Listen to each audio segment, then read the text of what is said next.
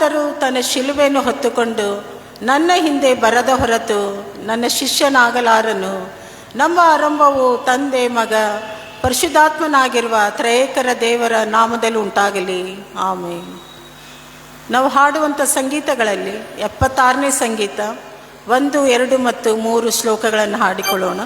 ಸಂಗೀತ 76 1, 2 ಮತ್ತು 3 ಶ್ಲೋಕಗಳನ್ನು ಹಾಡಿಕೊಳ್ಳೋಣ.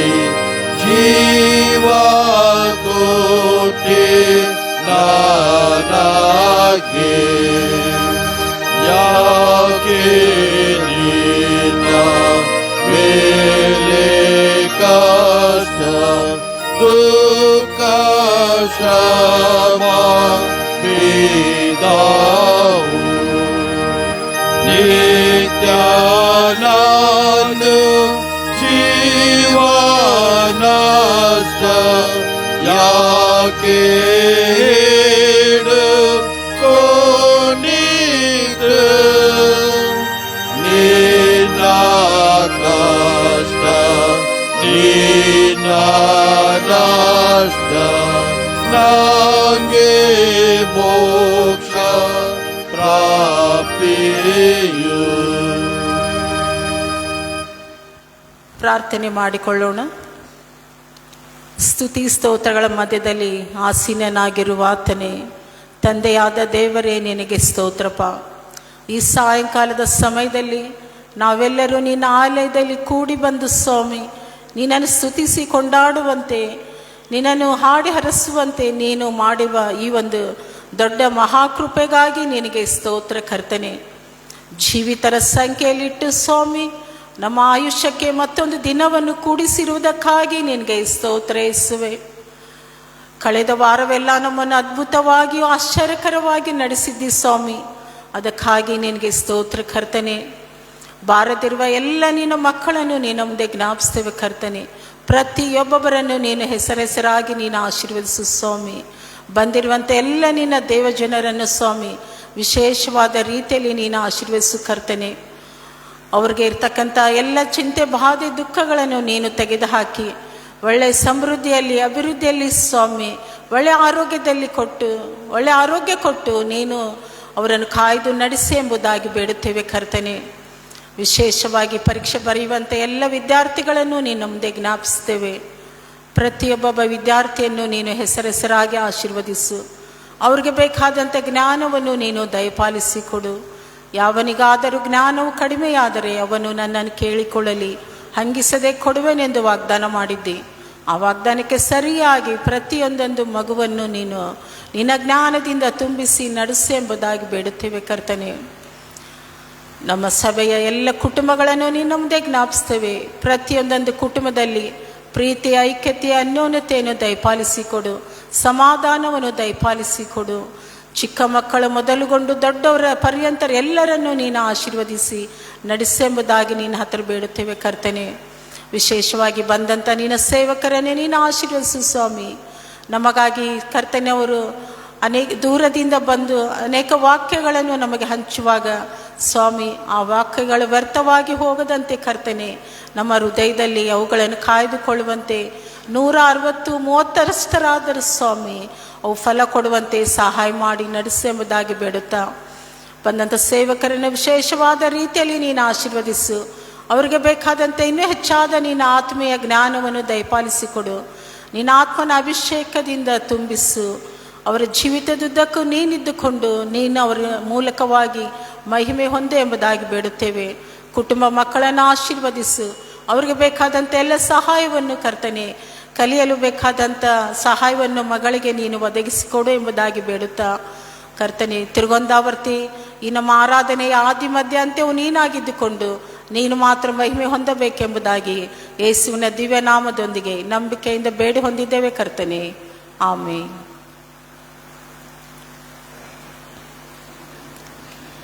ಪಾರಾಯಣ ಪಾಠಕ್ಕೆ ಹೇಳುವ ಪೂರ್ವದಲ್ಲಿ ನಾವು ಸಂಕೀರ್ತನೆಯಲ್ಲಿ 65ನೇ ಸಂಕೀರ್ತನೆಯನ್ನು ಹಾಡಿಕೊಳ್ಳೋಣ.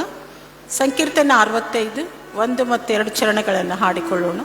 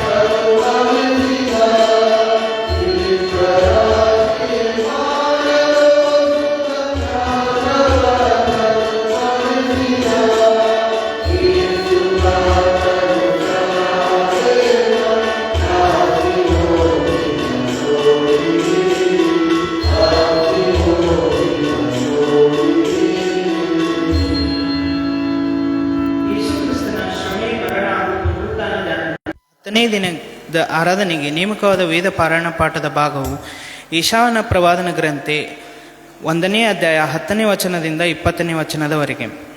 ಯೆಶಾಯನ ಪ್ರವಾದನ ಗ್ರಂಥ 1ನೇ ಅಧ್ಯಾಯ 10ನೇ ವಚನದಿಂದ 20ನೇ ವಚನದವರೆಗೆ ಬರೆದಿರುವ ದೇವರ ವಾಕ್ಯವನ್ನು ಆಲಿಸೋಣ. ಸೊದೋಮಿನ ಅಧಿಪತಿಗಳೇ, ಯೆಹೋವನ ಮಾತನ್ನು ಆಲಿಸಿರಿ. ಗೊಮೋರದ ಪ್ರಜೆಗಳೇ, ನಮ್ಮ ದೇವರ ಧರ್ಮೋಪದೇಶವನ್ನು ಕೇಳಿರಿ. ಯೆಹೋವನು ಹೀಗನ್ನುತ್ತಾನೆ, ಲೆಕ್ಕವಿಲ್ಲದ ನಿಮ್ಮ ಯಜ್ಞಗಳು ನನಗೇಕೆ? ಟಗರುಗಳು, ಸರ್ವಾಂಗ ಹೋಮ, ಪುಷ್ಟ ಪಶುಗಳು, ಕೊಬ್ಬು ಇದೆಲ್ಲ ನನಗೆ ಸಾಕಾಯಿತು. ಹೋರಿ, ಕುರಿ, ಹೋತಗಳು ರಕ್ತಕ್ಕೆ ನಾನು ಒಲಿಯೇನು. ನನ್ನ ಸನ್ನಿಧಿಯಲ್ಲಿ ಕಾಣಿಸಿಕೊಳ್ಳಬೇಕೆಂದು ನೀವು ಬರುತ್ತಿರಲ್ಲ. ನನ್ನ ಪ್ರಕಾರಗಳನ್ನು ತುಳಿಯಲು ಯಾರು ನಿಮ್ಮನ್ನು ಕೇಳಿಕೊಂಡರು? ವ್ಯರ್ಥ ನೈವೇದ್ಯವನ್ನು ಇನ್ನೂ ತಾರದಿರಿ. ಧೂಪವು ನನಗೆ ಅಸಹ್ಯ. ಅಮಾವಾಸ್ಯೆ, ಸಬ್ಬತ್ ದಿನ, ಕೂಟ ಪ್ರಕಟಣೆ ಇವು ಬೇಡ. ಅಧರ್ಮದಿಂದ ಕೂಡಿದ ಸಂಘವನ್ನು ನಾನು ಸಹಿಸಲಾರೆನು. ನಿಮ್ಮ ಅಮಾವಾಸ್ಯೆಗಳನ್ನು, ಉತ್ಸವ ದಿನಗಳನ್ನು ಹಾಗೆ ಮಾಡುತ್ತೇನೆ. ಇವು ನನಗೆ ಭಾರ, ಸಹಿಸಲು ಬೇಸರ. ನೀವು ನನ್ನ ಕಡೆಗೆ ಕೈ ಎತ್ತುವಾಗ ನಿಮ್ಮನ್ನು ನೋಡದಂತೆ ನನ್ನ ಕಣ್ಣುಗಳನ್ನು ಮರೆಮಾಡಿಕೊಳ್ಳುವೆನು. ಹೌದು, ನೀವು ಬಹು ಪ್ರಾರ್ಥನೆಗಳನ್ನು ಮಾಡಿದರೂ ನಾನು ಕೇಳೆನು. ನಿಮ್ಮ ಕೈಗಳಲ್ಲಿ ರಕ್ತವು ತುಂಬಿದೆ. ನಿಮ್ಮನ್ನು ತೊಳೆದುಕೊಳ್ಳಿರಿ, ಶುದ್ಧಿ ಮಾಡಿಕೊಳ್ಳಿರಿ. ನನ್ನ ಕಣ್ಣೆದುರಿನ ನಿಮ್ಮ ದುಷ್ಕೃತ್ಯಗಳನ್ನು ತೊಲಗಿಸಿರಿ. ದುರಾಚಾರವನ್ನು ಬಿಡಿರಿ, ಸದಾಚಾರವನ್ನು ಅಭ್ಯಾಸ ಮಾಡಿರಿ. ನ್ಯಾಯನಿರತರಾಗಿರಿ. ಹಿಂಸಕನನ್ನು ತಿದ್ದಿ ಸರಿಪಡಿಸಿರಿ. ಅನಾಥನಿಗೆ ನ್ಯಾಯ ತೀರಿಸಿರಿ. ವಿಧವೆಯ ಪಕ್ಷವಾಗಿ ವಾದಿಸಿರಿ. ಬನ್ನಿರಿ, ವಾದಿಸುವ ಎಂದು ಯೆಹೋವನು ಅನ್ನುತ್ತಾನೆ. ನಿಮ್ಮ ಪಾಪಗಳು ಕಡು ಕೆಂಪಾಗಿದ್ದರೂ ಹಿಮದ ಹಾಗೆ ಬಿಳುಪಾಗುವು, ಕಿರಮಂಜಿ ಬಣ್ಣವಾಗಿದ್ದರೂ ಉಣ್ಣೆಯಂತೆ ಬೆಳಗಾಗುವು. ನೀವು ಒಪ್ಪಿ ವಿಧೇಯರಾದರೆ ದೇಶದ ಮೇಲನ್ನು ಅನುಭವಿಸುವಿರಿ. ಒಪ್ಪದೆ ತಿರುಗಿ ಬಿದ್ದರೆ ಕತ್ತಿಯ ಬಾಯಿಗೆ ತುತ್ತಾಗುವಿರಿ. ಈ ಮಾತು ಯೆಹೋವನೇ ನುಡಿದದ್ದು ಎಂಬುದೇ.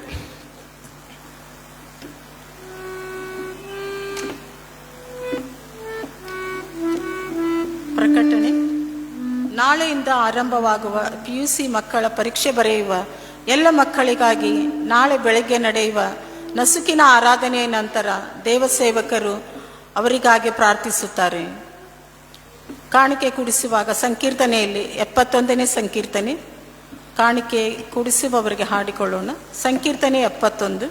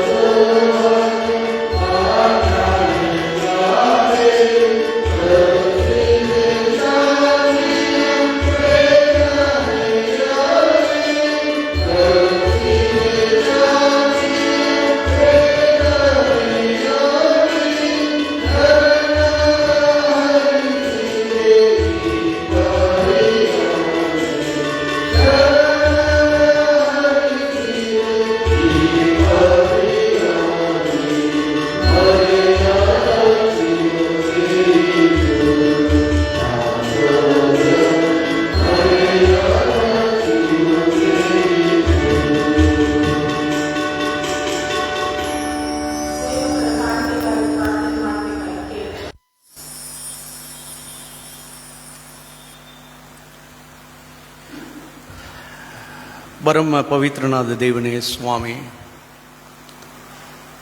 ನಮಗಾಗಿ ನಿನ್ನ ಜೀವವನ್ನೇ ನೀಡಿದಿ. ಈಗಲೂ ನಿನ್ನ ಮರಣ, ಶ್ರಮೆ, ಮರಣ, ಪುನರುತ್ಥಾನದ ದಿನಗಳಲ್ಲಿ ನಾವು ಕೂಡಿ ಬರುವಂತೆ ನೀನು ಕೊಟ್ಟಂಥ ಕೃಪೆಗಾಗಿ ಸ್ತೋತ್ರ. ನಿನ್ನ ಮಕ್ಕಳಾಗಿ ನೀನು ಕೊಟ್ಟದರಲ್ಲಿ ಒಂದು ಸಣ್ಣ ಭಾಗವನ್ನು ತಂದಿದ್ದೇವೆ ಅಪ್ಪ. ನೀನು ಇದನ್ನು ಉಪಯೋಗಿಸು, ಪರಲೋಕದ ರಾಜ್ಯ ವಿಸ್ತರಣೆಗಾಗಿ, ಸೇವೆಗಳ ಸ್ವಾಮಿ, ಸಭಾ ಸೇವೆಗಳ ಉಪಯೋಗಕ್ಕಾಗಿ ನೀನು ಉಪಯೋಗಿಸು. ಕೊಟ್ಟಂಥ ಪ್ರತಿಯೊಬ್ಬರನ್ನು ನಿನ್ನ ಪ್ರೀತಿಯಿಂದ ತುಂಬಿಸು, ಆಶೀರ್ವಾದಗಳಿಂದ ತುಂಬಿಸು. ಬಲ, ಆರೋಗ್ಯ, ನಿನ್ನ ಕರುಣೆ, ಜನರಿಂದಲೂ ದಯೆ ಹೊಂದಿದವರಾಗಿ ಇಹಲೋಕದಲ್ಲಿ ಸ್ವಾಮಿ ನಿನಗೆ ಪ್ರಿಯವಾದ ಸಾಕ್ಷಿಗಳಾಗಿ ಬದುಕುವಂಥ ಒಂದು ಬಾಳನ್ನು ಕೊಡು. ನಮ್ಮನ್ನು ಸಮರ್ಪಿಸ್ತೇವೆ. ನಮ್ಮ ಆತ್ಮ, ಪ್ರಾಣವನ್ನು, ಶರೀರವನ್ನು ನಿನಗೆ ಮೀಸಲಾಗಿ ಇಡುತ್ತೇವೆ. ದೇವರೇ, ಈ ಕಾಣಿಕೆಯೊಂದಿಗೆ ನಮ್ಮನ್ನು ಪರಿಶುದ್ಧಗೊಳಿಸಿ ನಿನ್ನ ಪಾತ್ರವಾಗಿ ಉಪಯೋಗಿಸು. ಯೇಸು ಕ್ರಿಸ್ತನ ಮಧುರನಾಮದಲ್ಲಿ ಬೇಡುತ್ತೇವೆ ತಂದೆಯೇ, ಆಮೆನ್.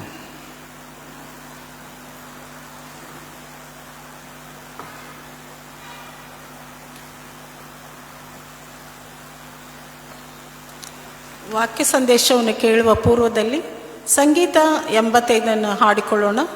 ಸಂಗೀತ 85.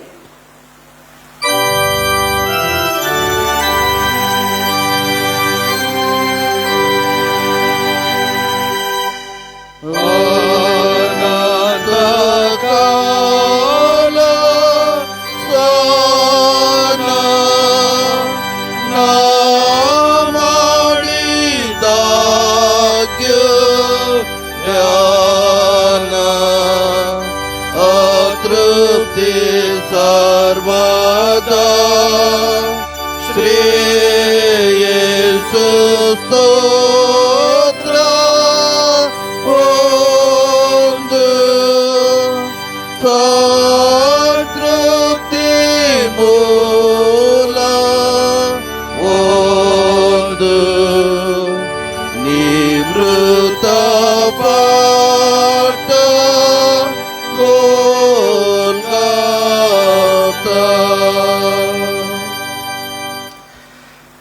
ಪ್ರಾರ್ಥನೆ ಮಾಡೋಣ. ತಂದೆಯಾದ ದೇವರೇ, ಈ ದಿನಕ್ಕಾಗಿ ನಿನಗೆ ಸ್ತೋತ್ರ. ನಿನ್ನ ಹೊಸ ಕೃಪೆಗಳನ್ನು ಕೊಟ್ಟು ಬೆಳಿಗ್ಗೆಯಿಂದ ಈಗ ತನಕ ನಮ್ಮನ್ನು ನೀನು ಪೋಷಿಸಿ ನಡೆಸಿದಕ್ಕಾಗಿ ನಿನಗೆ ಸ್ತೋತ್ರ. ನಮಗೆ ಕೊಟ್ಟ ಸುರಕ್ಷತೆಗಾಗಿಯೂ ಸ್ತೋತ್ರ. ಕೂಡಿ ಬಂದಿರುವ ನಮ್ಮನ್ನು ನಿನ್ನ ವಾಕ್ಯದ ಮೂಲಕ ಪರಿಶುದ್ಧಗೊಳಿಸು. ಇಹಲೋಕದಲ್ಲಿ ಇದ್ದರೂ ನಾವು ಇಹಲೋಕದವರಲ್ಲ. ನಮ್ಮನ್ನು ಇಹಲೋಕದಿಂದ ನೀನು ಪ್ರತ್ಯೇಕಿಸು. ನಿನ್ನ ಆತ್ಮನು ತಾನೇ ನಿನ್ನ ರಕ್ತದಿಂದ ಮಾತ್ರ ಅಲ್ಲ, ನಿನ್ನ ವಾಕ್ಯದಿಂದಲೂ ನಮ್ಮನ್ನು ಪ್ರತ್ಯೇಕಿಸಿ ನಿನಗಾಗಿ ಇಡುವಂಥ ಕೃಪೆಯನ್ನು ಕೊಡು. ನಮ್ಮನ್ನು ಇನ್ನೂ ಶುದ್ಧೀಕರಿಸು. ನಮ್ಮ ಮನಸ್ಸಿನಲ್ಲಿಯೂ ನಾವು ಪ್ರತಿದಿನ ಸ್ವಾಮಿ ರೂಪಾಂತರ ಹೊಂದುವಂಥ ಕೃಪೆಯನ್ನು ಕೊಡು. ಬಂದಿರುವ ಪ್ರತಿಯೊಬ್ಬರನ್ನು ಆಶೀರ್ವದಿಸು. ಕೊರತೆಗಳನ್ನು ನೀಗಿಸು. ನಿನ್ನ ಸಂಪೂರ್ಣತೆಯನ್ನು ದಯಪಾಲಿಸು. ನಿನ್ನ ಕೈಯಲ್ಲಿ ನಮ್ಮನ್ನು ಸಮರ್ಪಿಸ್ತೇವೆ. ಆಶೀರ್ವದಿಸು. ಯೇಸು ಕ್ರಿಸ್ತನ ಮಧುರನಾಮದಲ್ಲಿ ಬೇಡುತ್ತೇವೆ ತಂದೆಯೇ, ಆಮೆನ್. ಕುಳಿತುಕೊಳ್ಳೋಣ.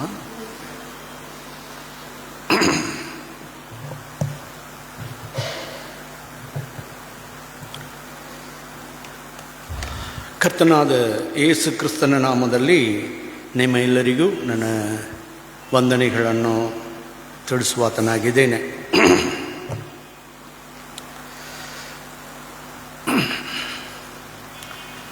ಈ ಶ್ರಮ, ಮರಣ, ಪುನರುತ್ಥಾನ ಧ್ಯಾನದ ಸಮಯಗಳಲ್ಲಿ ನಮ್ಮನ್ನು ನಾವು ಅರ್ಥ ಮಾಡಿಕೊಳ್ಳಬೇಕು. ದೇವರ ವಾಕ್ಯದ ಬೆಳಕಿನಲ್ಲಿ ದೇವರ ಆತ್ಮನು ನಮಗೆ ತಿಳಿಸುವಂಥ ಸತ್ಯಗಳ ಮೂಲಕ ನಾನು ಹಾಗೆ ಇದೇನಾ, ಅಥವಾ ಇನ್ನೂ ನಾನು ಬದಲಾವಣೆ ಆಗಬೇಕಾ?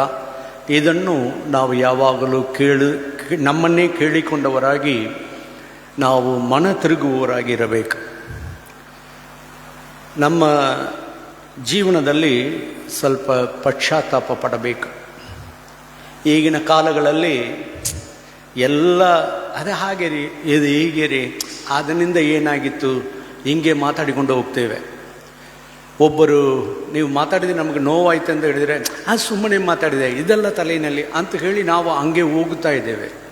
ಹಿಂಗೆ ಹೋಗುತ್ತಾ ಇರುವಾಗ ಏನಾಗ್ತದೆ ಅಂತ ಹೇಳಿದರೆ ಗುಣವಾಗದ ಗಾಯಗಳು, ಅದೇ ರೀತಿಯಲ್ಲಿ ನಾವು ಬದಲಾವಣೆ ಆಗದೆ ಹೋಗುತ್ತಾ ಇದ್ದೇವೆ. ಆದರೆ ಕ್ರೈಸ್ತರಾದ ನಾವು ಲೋಕದವರ ಹಾಗೆ ಬದುಕಲಿಕ್ಕೆ ಆಗಲ್ಲ. ಸ್ವಲ್ಪ ನಿಂತು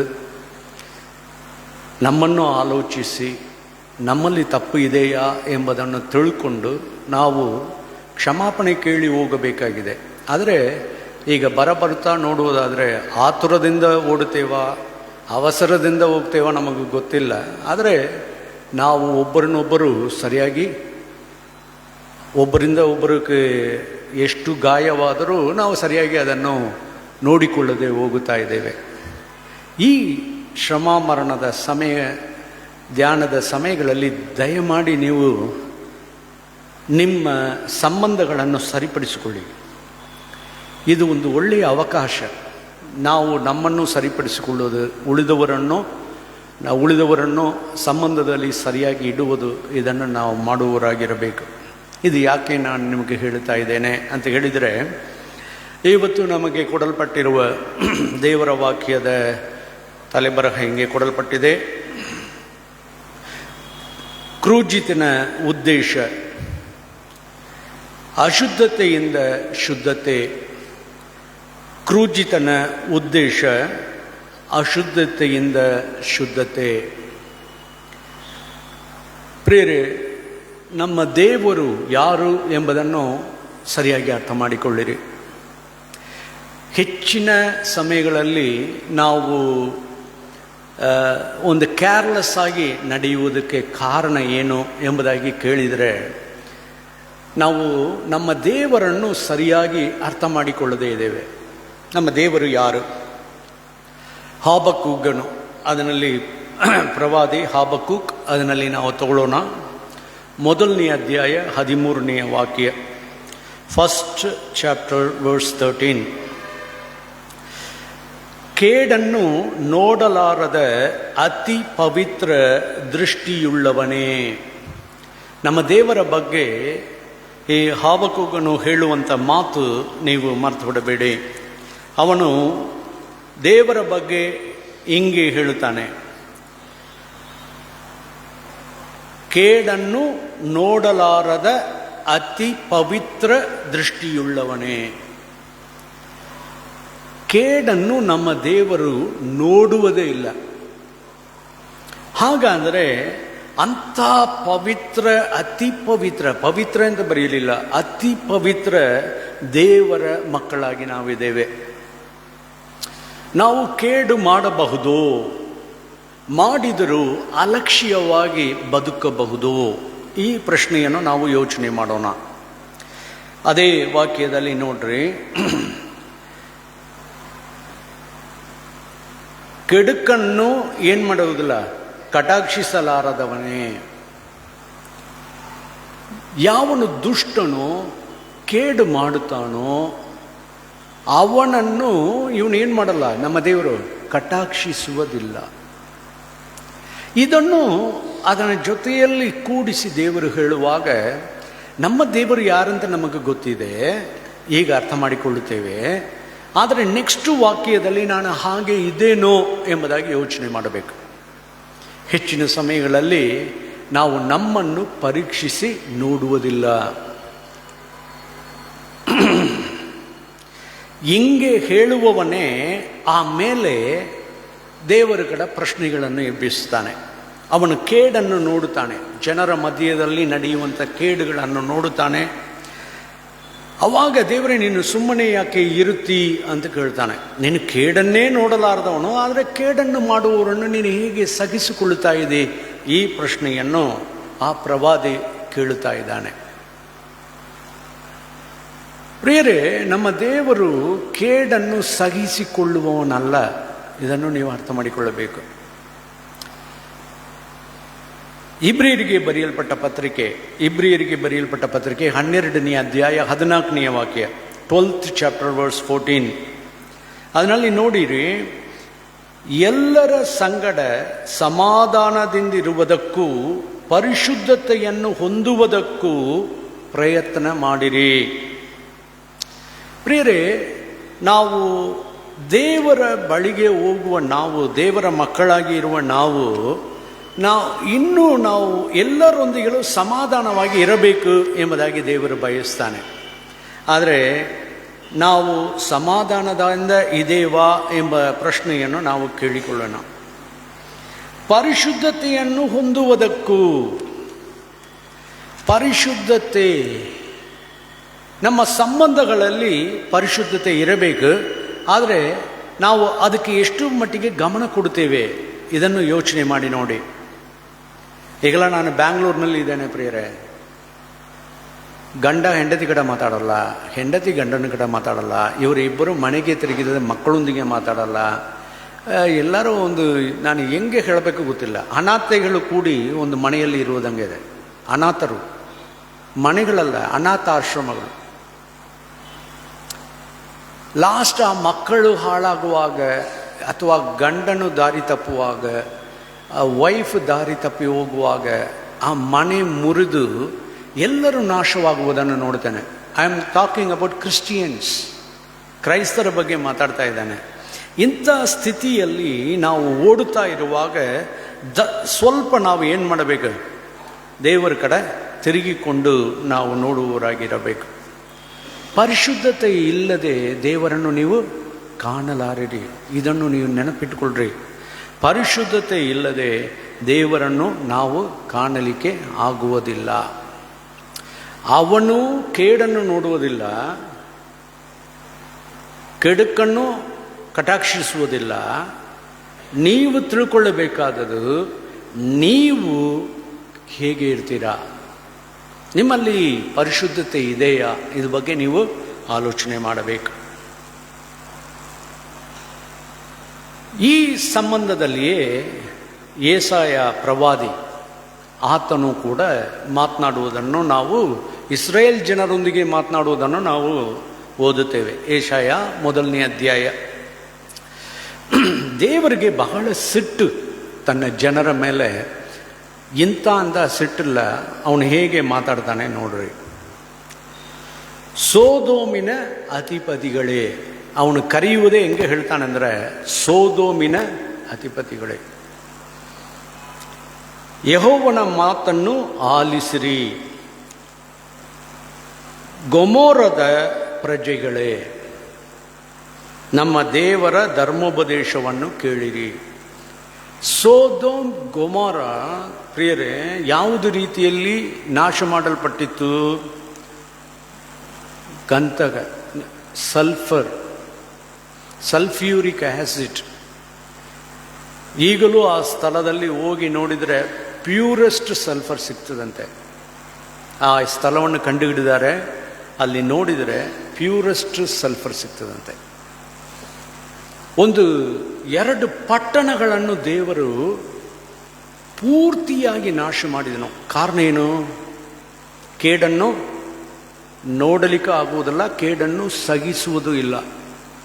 ಇದನ್ನೆಲ್ಲ ಯಾಕೆ ದೇವರು ಮಾಡಿ ತೋರಿಸಿದನು ಮಾತ್ರ ಅಲ್ಲ, ನಮಗೆ ಬರೆದು ಇಟ್ಟು ನಮ್ಮ ಭಾಷೆಯಲ್ಲಿ ಭಾಷಾಂತರ ಮಾಡಿ ಈಗ ತನಕ ಕೊಟ್ಟಿದ್ದಾನೆ. 1000 ವರ್ಷಗಳಾದರೂ ಸಹ ನಮ್ಮ ಕೈನಲ್ಲಿ ಆ ಬೈಬಲ್ ಕೊಟ್ಟಿದ್ದಾನೆ. ಯಾಕೆ? ಇದೆಲ್ಲ ಸಾಕ್ಷಿಯಾಗಿ ನಾವು ಇನ್ನು ಮೇಲೆ ಇಂಥ ರೀತಿಯಲ್ಲಿ ನಡೆದುಕೊಳ್ಳಬಾರದು ಎಂಬುದಕ್ಕಾಗಿ, ಖಂಡಿಸುವುದಕ್ಕಾಗಿ, ಗದರಿಸುವುದಕ್ಕಾಗಿ, ತಿದ್ದಿಸುವುದಕ್ಕಾಗಿ ನಮಗೆ ದೇವರು ಬರೆದಿಟ್ಟಿದ್ದಾನೆ. ಆದರೆ ನಾವು ಎಷ್ಟು ಮಟ್ಟಿಗೆ ಆ ವಾಕ್ಯವನ್ನು ಲಾಲಿಸ್ತೇವೆ? ಯೆಹೋವನ ಮಾತನ್ನು ಆಲಿಸಿರಿ. ಅದು ಮಾತ್ರ ಅಲ್ಲದೆ ಧರ್ಮೋಪದೇಶವನ್ನು ಕೇಳಿರಿ. ಈಗಿನ ಕಾಲದಲ್ಲಿ ನಾವು ಬೈಬಲ್ ಓದುವುದೇ ಇಲ್ಲ ಎಂಬ ಸ್ಥಿತಿ ಬಂದಿದೆ. ಅದು ನನಗೆ ಬಹಳ ಮನಸ್ಸು ಕಷ್ಟವಾಗಿದೆ. Read the Bible. ಬೈಬಲನ್ನು ಓದಿರಿ. ದೇವರ ವಾಕ್ಯ ಓದುವಾಗ ನೀವು ತೊಳೆಯಲ್ಪಡುತ್ತೀರಿ. ತೊಳೆಯಲ್ಪಡುವುದು ಮಾತ್ರ ಅಲ್ಲ, ನಿಮ್ಮ ಮನಸ್ಸು ಅದು ಪ್ರತಿದಿನ ನೂತನವಾಗುತ್ತಾ ಹೋಗ್ತದೆ. ಆ್ಯಕ್ಚುಲಿ ಈ ಲೋಕ ಪೂರ್ತಿ ವೈರಸ್, ನಮ್ಮ ಬ್ರೈನ್ ಕಂಪ್ಯೂಟರ್ ವೈರಸ್ನಿಂದ ಅಫೆಕ್ಟ್ ಆಗ್ತದೆ. ಇದು ಆ್ಯಂಟಿ ವೈರಸ್ ಸಾಫ್ಟ್ವೇರ್ ಯಾವುದಂದ್ರೆ ಬೈಬಲ್. ಈ ವಾಕ್ಯವನ್ನು ನಮ್ಮ ತಲೆಯಲ್ಲಿ ಹತ್ತಿಸುವಾಗಲೇ ಈ ಪ್ರೋಗ್ರಾಮ್ ಸರಿಯಾಗಿ ರನ್ ಆಗ್ತದೆ. ಹಾಗೆಲ್ಲಾದರೆ ವೈರಸ್ ತುಂಬಿ ನಾಶನಕ್ಕೆ ಒಳಗೆ ಹೋಗ್ತೇವೆ. ದೇವರಿಗೆ ಉಪಯೋಗ ಆಗುವುದಿಲ್ಲ. ನಾವು ಆಲೋಚನೆ ಮಾಡೋಣ. ಈ ವಾಕ್ಯದಲ್ಲಿ ನಾನು ನಿಮಗೆ ಹೇಳುವಾಗ, ಆತನು ತನ್ನ ಜನರು ಮಾಡುವಂಥ ಆರಾಧನೆಯನ್ನು ಅವನು ಹಾಗೆ ಮಾಡ್ತಾನೆ. ನೀನು ಆರಾಧನೆ, ನನಗೆ ಯಜ್ಞ ನೀನು ಸಮರ್ಪಿಸಬೇಡ, ನೀನು ಬರಲೇಬೇಡ ಎಂಬ ರೀತಿಯಲ್ಲಿ ಅವನು ಮಾತನಾಡುವುದನ್ನು ನೋಡುತ್ತೇವೆ. ಯೆಹೋವನು ಹೀಗೆನ್ನುತ್ತಾನೆ, ಲೆಕ್ಕವಿಲ್ಲದ ನಿಮ್ಮ ಯಜ್ಞಗಳು ನನಗೇಕೆ? ಟಗರುಗಳ ಸರ್ವಾಂಗ ಹೋಮ, ಪುಷ್ಟ ಪಶುಗಳ ಕೊಬ್ಬು, ಇದೆಲ್ಲ ನನಗೆ ಸಾಕಾಯಿತು. ಹೋರಿ ಕುರಿ ಹೋತಗಳ ರಕ್ತಕ್ಕೆ ನಾನು ಒಲಿಯೇನು. ನನ್ನ ಸನ್ನಿಧಿಯಲ್ಲಿ ಕಾಣಿಸಿಕೊಳ್ಳಬೇಕಂತ ನೀವು ಬರ್ತೀರಲ್ಲ, ನನ್ನ ಪ್ರಕಾರಗಳನ್ನು ತುಳಿಯಲು ಯಾರು ನಿಮ್ಮನ್ನು ಕೇಳಿಕೊಂಡರು? ಅಂದರೆ ನೀನು ಆಲಯಕ್ಕೆ ಬರುವುದೇ ನನಗೆ ಇಷ್ಟ ಇಲ್ಲ ಅಂತ ರೀತಿಯಲ್ಲಿ ದೇವರು ಮಾತಾಡ್ತಾನೆ. ನಿನ್ನನ್ನು ನೋಡಲಿಕ್ಕೂ ನನಗೆ ಇಷ್ಟ ಇಲ್ಲ. ಈ ರೀತಿಯಲ್ಲಿ ಆತನು ಹೇಳುವಾಗ, ವ್ಯರ್ಥ ನೈವೇದ್ಯವನ್ನು ಇನ್ನು ತಾರದಿರಿ. ಧೂಪವು ನನಗೆ ಅಸಹ್ಯ. ಅಮಾವಾಸ್ಯೆ, ಸಬ್ಬತ್ ದಿನ, ಕೂಟ ಪ್ರಕಟಣೆ ಇವು ಬೇಡ. ಅಧರ್ಮದಿಂದ ಕೂಡಿದ ಸಂಘವನ್ನು ನಾನು ಸಹಿಸಲಾರೆನು. ಆ್ಯಕ್ಚುಲಿ ದೇವರ ಮಕ್ಕಳು, ಆದರೆ ಇವರನ್ನು ದೇವರು ಹೇಗೆ ಪರಿಗಣಿಸಿ ನೋಡ್ತಾನೆಂದರೆ ಅಧರ್ಮಿಗಳು ಅಂತ. ಇದು ಪರಿಶುದ್ಧರ ಸಂಘ ಎಂದು ಹೇಳಲಿಲ್ಲ. ಅವನೇನು ಹೇಳ್ತಾನೆ? ಅಧರ್ಮಿಗಳ ಒಂದು ಸಂಘ ಎಂಬುದಾಗಿ ಆತನು ಇದನ್ನು ನಾನು ಸಹಿಸಲಾರೆನು ಎಂಬುದಾಗಿ ಹೇಳ್ತಾನೆ. ನಿಮ್ಮ ಅಮಾವಾಸ್ಯೆಗಳನ್ನು, ಉತ್ಸವ ದಿನಗಳನ್ನು ಹಾಗೆ ಮಾಡುತ್ತೇನೆ. ಇವು ನನಗೆ ಭಾರ, ಸಹಿಸಲು ಬೇಸರ ಅಂತಾನೆ. ನಿನ್ನನ್ನು ನಾನು ಇಷ್ಟಪಡಲಿಲ್ಲ, ನೀನು ಮಾಡುವುದು ನನಗೆ ಬೇಕಾಗಿಲ್ಲ, ನಿನ್ನನ್ನು ಯಾರು ಕರೆದಾರೆ? ಈ ರೀತಿಯಲ್ಲಿ ಮಾತಾಡೋದು. ಆ್ಯಕ್ಚುಲಿ ನಮ್ಮ ಭಾಷೆಯಲ್ಲಿ ನಾವು ಮಾತಾಡುವುದಾದರೆ, ನೀನನ್ನು ನನಗೆ ಇಷ್ಟ ಇಲ್ಲ, ನೀನು ಕೊಡುವುದು ನನಗೆ ಬೇಡ, ನಿನ್ನನ್ನು ಯಾರು ಕರೆದಾರೆ, ಇಲ್ಲಿ ಯಾಕೆ ಬಂದು? ಈ ರೀತಿಯಲ್ಲಿ ನಾವು ಮಾತಾಡ್ತೇವೆ ನೋಡಿ. ಅದೇ ರೀತಿಯಲ್ಲಿ ದೇವರು ಮಾತಾಡ್ತಾನೆ. ಯಾಕೆ ಹಿಂಗೆ ಮಾತಾಡ್ತಾನೆ? 15ನೇ ವಾಕ್ಯ, ನೀವು ನನ್ನ ಕಡೆಗೆ ಕೈ ಎತ್ತುವಾಗ ನಿಮ್ಮನ್ನು ನೋಡದಂತೆ ನನ್ನ ಕಣ್ಣುಗಳನ್ನು ಮರೆ ಮಾಡಿಕೊಳ್ಳುವೆನು. ಅದಕ್ಕೆ ನಾನು ಹೇಳಿದೆ, ನೀನು ಕೇಡನ್ನು ನೋಡಲಿಕ್ಕೆ ಆಗದಂಥ ಅತಿ ಪರಿಶುದ್ಧ ದೇವರು. ಅಂಥ ಕಣ್ಣುಗಳನ್ನು ಒಡೆಯೋಣ. ಆತನ ಆದ ಕಾರಣದಿಂದಲೇ ನಾನು ನಿಮ್ಮನ್ನು ನೋಡದೆ ನಾನು ಮರೆ ಮಾಡಿಕೊಳ್ಳುವೆನು. ಹೌದು, ನೀವು ಬಹು ಪ್ರಾರ್ಥನೆಗಳನ್ನು ಮಾಡಿದರೂ ನಾನು ಕೇಳೇನು. ನಿಮ್ಮ ಕೈಗಳಲ್ಲಿ ರಕ್ತವು ತುಂಬಿದೆ, ನಿಮ್ಮನ್ನು ಏನು ಮಾಡಿಕೊಳ್ಳ್ರಿ? ತೊಳೆದುಕೊಳ್ಳಿರಿ, ಶುದ್ಧ ಮಾಡಿಕೊಳ್ಳಿರಿ. ನನ್ನ ಕಣ್ಣೆದುರಿನ ನಿಮ್ಮ ದುಷ್ಕೃತ್ಯಗಳನ್ನು ತೊಲಗಿಸಿರಿ. ದುರಾಚಾರವನ್ನು ಬಿಡಿರಿ, ಸದಾಚಾರವನ್ನು ಅಭ್ಯಾಸ ಮಾಡಿರಿ. ನ್ಯಾಯ ನಿರತರಾಗಿರಿ, ಹಿಂಸಕನನ್ನು ತಿದ್ದಿ ಸರಿಪಡಿಸಿರಿ. ಅನಾಥನಿಗೆ ನ್ಯಾಯ ತೀರಿಸಿರಿ, ವಿಧವೆಯ ಪಕ್ಷವಾಗಿ ವಾದಿಸಿರಿ. ಇದೆಲ್ಲ ದೇವರು ಹೇಳ್ತಾನೆ. ಹಂಗಾದ್ರೆ ಇವರು ಮಾಡುವುದು ಎಲ್ಲ ತಪ್ಪು. ಆತನು ಇದೆಲ್ಲ ನೀನು ಇದೆಲ್ಲ ಮಾಡ್ತಾ ಇಲ್ಲ, ನಿನ್ನನ್ನು ಶುದ್ಧ ಮಾಡಿಕೊಂಡು ಇದನ್ನೆಲ್ಲ ಮಾಡು ಎಂಬುದಾಗಿ ಮಾತನಾಡಲಿಕ್ಕೆ ಶುರು ಮಾಡ್ತಾನೆ. 18ನೇ ವಾಕ್ಯದಲ್ಲಿ, ಬನ್ನಿರಿ ವಾದಿಸುವ ಎಂದು ಯೆಹೋವನು ಅನ್ನುತ್ತಾನೆ. ನಿಮ್ಮ ಪಾಪಗಳು ಕಡು ಕೆಂಪಾಗಿದ್ದರೂ ಹಿಮದ ಹಾಗೆ ಬಿಳುಪಾಗುವುದು. ಇದು ಹಳೆಯ ಒಡಂಬಡಿಕೆಯಲ್ಲಿ ಆಗಿತ್ತಾ ಎಂಬುದಾಗಿ ನಾನು ಕೇಳಿದರೆ ಹೌದು, ನಂಬಿಕೆಯಿಂದ ಆಗಿರಬಹುದು. ಆದರೆ ಹೊಸ ಒಡಂಬಡಿಕೆಯಲ್ಲಿ ಅದು ಖಂಡಿತವಾಗಿ ಆಗಿತ್ತು. ನಮ್ಮನ್ನು ದೇವರು ಶುದ್ಧೀಕರಿಸಿದ್ದಾನೆ. ಇದೆಲ್ಲ ದೇವರು ಹೇಳುವಾಗ ವಿಧವೆಯನ್ನು ನೀವು ನೋಡುವುದಿಲ್ಲ, ಸರಿಯಾಗಿ ನಿಮ್ಮ ಸಮಾಜ ಜೀವಿತದಲ್ಲಿ ಸರಿಯಿಲ್ಲ ಎಂಬುದಾಗಿ ದೇವರು ಹೇಳ್ತಾನೆ. ಇದನ್ನೆಲ್ಲ ನೀವು ಅಲ್ಲಿ ಮಾಡಿಬಿಟ್ಟು ಇಲ್ಲಿ ಬಂದು ನನಗೆ ನೈವೇದ್ಯ ಮಾಡುವುದು ನನಗೆ ಇಷ್ಟವಿಲ್ಲ, ಇದನ್ನೇ ದೇವರು ಅಲ್ಲಿ ಹೇಳ್ತಾನೆ. ನಾನು ನಿನ್ನೆನೇ ನಿಮಗೆ ಹೇಳಿದೆ, ಮನುಷ್ಯನನ್ನು ಬದಲಾಯಿಸಲಿಕ್ಕೆ ಆಗುವುದಿಲ್ಲ. ಈ ಲೋಕ ಶಪಿಸಲ್ಪಟ್ಟಿದೆ, ಇದನ್ನು ಬದಲಾಯಿಸಲಿಕ್ಕೆ ಆಗುವುದಿಲ್ಲ. ಇದು ಶಾಪ ಹೊಂದಿದೆ ಎಂಬುದಾಗಿ ನಾನು ಹೇಳಿದೆ. ಅದೇ ರೀತಿಯಲ್ಲಿ ಸ್ವಲ್ಪ ಮಾನವನು ಕೂಡ ಬದಲಾವಣೆಗೆ ಆಗದಂಥ ಒಂದು ವ್ಯಕ್ತಿ, ಇದನ್ನು ನಾವು ನೋಡಬೇಕು. ಆದಿಕಾಂಡ 6ನೇ ಅಧ್ಯಾಯ 5ನೇ ವಾಕ್ಯ. ಆದಿಕಾಂಡ 6ನೇ ಅಧ್ಯಾಯ 5ನೇ ವಾಕ್ಯ. ಮನುಷ್ಯರ ಕೆಟ್ಟತನವು ಭೂಮಿಯ ಮೇಲೆ ಹೆಚ್ಚಾಗಿರುವುದನ್ನು ಅವರು ಹೃದಯದಲ್ಲಿ ಯೋಚಿಸುವುದೆಲ್ಲವೂ ಯಾವಾಗಲೂ ಬರೀ ಕೆಟ್ಟದಾಗಿ ಇರುವುದನ್ನು ಯೆಹೋವನು ನೋಡಿ ತಾನು ಭೂಮಿಯ ಮೇಲೆ ಮನುಷ್ಯರನ್ನು ಉಂಟು ಮಾಡಿದ್ದಕ್ಕೆ ಪಶ್ಚಾತ್ತಾಪಪಟ್ಟು ತನ್ನ ಹೃದಯದಲ್ಲಿ ನೊಂದುಕೊಂಡನು. ಆವಾಗಲೇ ಈಗ ನೋಡಿದರೆ ಅಧರ್ಮ ಹೆಚ್ಚಾಗಿದೆ. ಈಗ ನೋಡಿದರೂ ದೇವರ ಮನಸ್ಸು ನೋವಾಗ್ತದೆ. ಅದಕ್ಕಿಂತ ನನಗೆ ಏನು ಭಯ ಬರ್ತಾ ಇದೆ ಅಂತ ಹೇಳಿದರೆ, ಸಭೆಯೂ ಕೂಡ ಸತ್ಯವನ್ನು ತಿಳ್ಕೊಂಡು ಕ್ರಿಸ್ತನನ್ನು ಅರ್ಥ ಮಾಡಿಕೊಂಡು ಅಂಗೀಕಾರ ಮಾಡಿದ ಮೇಲೆ ಹಾಗೆ ಬದುಕುವುದು ಬಹಳ ದುಃಖಕರವಾಗಿದೆ. ಬೆಳಕಿರಬೇಕಾದ ಸ್ಥಳದಲ್ಲಿ ಕತ್ತಲೆ ಇದೆ. ಹಾಗಾದರೆ ಲೋಕ ಯಾವಾಗ ಬೆಳಕನ್ನು ಕಂಡುಕೊಳ್ಳುವುದು? ಇದ್ರ ಬಗ್ಗೆ ನಾವು ಸ್ವಲ್ಪ ಯೋಚನೆ ಮಾಡಬೇಕು. ದೇವರು ನಮ್ಮನ್ನು ನೋಡಿದರೆ ನೊಂದುಕೊಳ್ಳುತ್ತಾನ? ಈ ಪ್ರಶ್ನೆಯನ್ನು ನೀವು ಕೇಳಿ ನೋಡಿ. ನನ್ನನ್ನು ನೋಡಿದರೆ ದೇವರು ಬಾಪ ಅಂತ ಹೇಳಿ ಸಂತೋಷವಾಗಿ ಅಪ್ಪಿಕೊಳ್ಳಲಿಕ್ಕೆ ಆಗುತ್ತದ? ಅಥವಾ ನೀನು ಯಾಕೆಪ್ಪ ಬಂದಿ ಅಂತ ಈ ಏಷಾಯದಲ್ಲಿ ಬರೆದ ಹಾಗೆ ನಮ್ಮನ್ನು ನೋಡಿ ಸ್ವಲ್ಪ ಮುಖವನ್ನು ಬೇರೆ ಮಾಡಿಕೊಳ್ಳುತ್ತಾನೋ? ಯೋಚನೆ ಮಾಡಿ ನೋಡಿ. ನಾವು ಹೇಗೆ ಇದ್ದೇವೆ? ನಮ್ಮ ಸಾಮಾಜಿಕ ಜೀವಿತ ಹೇಗೆ ಇದೆ? ಇದ್ರ ಬಗ್ಗೆ ಸ್ವಲ್ಪ ನೀವು ಆಲೋಚನೆ ಮಾಡಬೇಕೆಂದು ಬಯಸ್ತೇನೆ.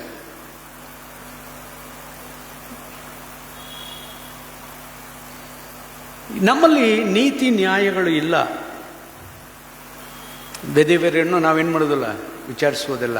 ಈಗೆಲ್ಲ ಭಿಕ್ಷಕರನ್ನು ತಿರುಗಿ ಕೂಡ ನೋಡುವುದಿಲ್ಲ. ಯಾಕಂದರೆ ಅವರೆಲ್ಲರೂ ಕಳ್ಳರೇ ಅಂತ ತಿಳ್ಕೊಂಡು ಬಿಟ್ಟೇವೆ. ಇದರಲ್ಲಿ ಪ್ರಾಬ್ಲಮ್ ಏನು ಗೊತ್ತಾ? ನೀತಿಯಾಗಿ ಏನು ಇಲ್ಲದೆ ಭಿಕ್ಷೆ ಬೇಡುವವನಿಗೂ ಕೂಡ ಕೊಡಲ್ಲ. ನಾವು ಆ ಸ್ಥಿತಿಗೆ ಬಂದುಬಿಟ್ಟೇವೆ. ಎಲ್ಲರನ್ನು ಕ್ಯಾಟಗರೈಸ್ ಮಾಡಿಬಿಟ್ಟೇವೆ. ಆದರೆ ಈ ರೀತಿಯಲ್ಲಿ ಇರುವುದು ಮನುಷ್ಯನನ್ನು ನೋಡುವುದಾದರೆ ಇವನ ಆಲೋಚನೆಗೆ ಪೂರ್ತಿ ಕೆಟ್ಟದು, ದೇವರು ನೊಂದುಕೊಳ್ಳೋದಕ್ಕೆ ತಕ್ಕದು.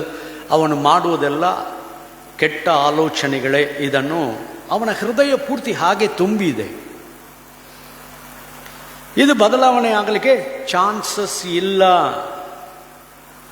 ಯೆರೆಮೀಯ 17:9, 17ನೇ ಅಧ್ಯಾಯ 9ನೇ ವಾಕ್ಯ. ಯೆರೆಮೀಯ 17:9, 17ನೇ ಅಧ್ಯಾಯ 9ನೇ ವಾಕ್ಯ. ಹೃದಯವು ಎಲ್ಲಕ್ಕಿಂತಲೂ ವಂಚಕ. ಈ ಲೋಕದಲ್ಲಿ ಇರುವ ಎಲ್ಲದಕ್ಕಿಂತ ನಮ್ಮ ಹೃದಯ ಏನಾಗಿದೆ? ವಂಚಕವಾಗಿದೆ. ಗುಣವಾಗದ ರೋಗಕ್ಕೆ ಒಳಗಾಗಿದೆ. ಅದನ್ನು ಯಾರು ತಿಳಿದಾರು? ಆ್ಯಕ್ಚುಲಿ ನಾವು ನೆರೆಯವರನ್ನೆಲ್ಲ ಪರೀಕ್ಷಿಸಿ ನೋಡ್ತೇವೆ, ವಿವೇಚಿಸಿ ವಿವಾದ ಮಾಡ್ತೇವೆ, ಅವರು ಹೇಗೆ ಇರ್ತಾರಂತ ಹೇಳಿ. ಆದರೆ ಯಾವಾಗಲಾದರೂ ನಮ್ಮ ಹೃದಯವನ್ನು ಆ ರೀತಿಯಲ್ಲಿ ನಾವು ಪರೀಕ್ಷಿಸಿ ನೋಡಿದ್ದೇವಾ? ಇನ್ನೊಂದು ಹೇಳಲ್ಲ, ನಾವೆಲ್ಲ ಹೊಸ ಒಡಂಬಡಿಕೆಯ ಪರಿಚಯರಾಗಿದ್ದೇವೆ. ಅವನ ಹಾಗೆ ನಾನಿಲ್ಲ ಅಂತ ಹೇಳ್ತೇವೆ. ಆದರೆ ಅವನು ಹೇಗೆ ಇದ್ದಾನೆ ಎಂಬುದಾಗಿ ಇಷ್ಟು ತಿಳ್ಕೊಂಡು ಮಾತನಾಡುವ ನೀನು ಯಾರಾಗಿದೆ? ಯೋಚನೆ ಮಾಡ್ತೇವಾ? ಹೊಸ ಒಡಂಬಡಿಕೆಯಲ್ಲಿ ಯೇಸು ಕ್ರಿಸ್ತನೇ ಹೇಳುವಂಥ ಮಾತು. ಮತ್ತಾಯ 15ನೇ ಅಧ್ಯಾಯ 18 ಮತ್ತು 19. ಮತ್ತಾಯ 15, 18, 19.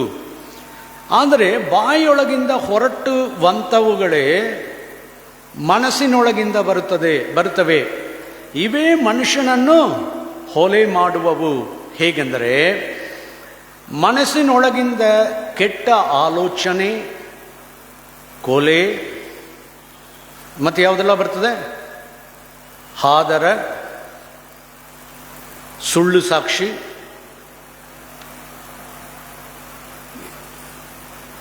ನನಗೆ ನೋಡುವಾಗ ದೇವರೇ ಒಂದು ಲಿಸ್ಟ್ ಕೊಡ್ತಾನೆ. ಇದನ್ನು ಓದಲಿಕ್ಕೆ ನಮಗೊಂದು ಸ್ವಲ್ಪ ಮನಸ್ಸು ಕಷ್ಟವಾಗ್ತದೆ.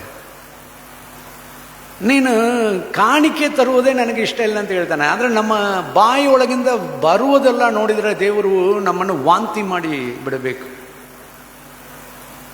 ಕಳ್ಳತನ, ಸುಳ್ಳು ಸಾಕ್ಷಿ, ಬೈಗಳು ಹೊರಟು ಬರ್ತವೆ. ಇದರಲ್ಲಿ ನಾನು ಸ್ವಲ್ಪ ಕಡಿಮೆ ಇದೆ, ಇದರಲ್ಲಿ ಸ್ವಲ್ಪ ಕಡಿಮೆಯಾಗಿ ಹೇಳಿದ್ದಾನೆ. ಮಾರ್ಕ್ 7ನೇ ಅಧ್ಯಾಯಕ್ಕೆ ಬನ್ನಿ. ಅದರಲ್ಲಿ ಸ್ವಲ್ಪ ಈ ಲಿಸ್ಟನ್ನು ದೊಡ್ಡದಾಗಿ ಮಾತಾಡ್ತಾನೆ ದೇವರು. ಅದು ನನಗೆ ನೋಡುವಾಗ ಸ್ವಲ್ಪ ಇನ್ನೂ ಮಾರ್ಕ್ 7:20. ಆತನು ಇನ್ನೂ ಮನುಷ್ಯನೊಳಗಿಂದ ಹೊರಡುವಂಥದ್ದೇ ಮನುಷ್ಯನನ್ನು ಹೊಲೆ ಮಾಡುವುದು. ಯಾವುದೆಲ್ಲ? ಒಳಗಿನಿಂದ, ಅಂದರೆ ಮನುಷ್ಯರ ಮನಸ್ಸಿನೊಳಗಿಂದ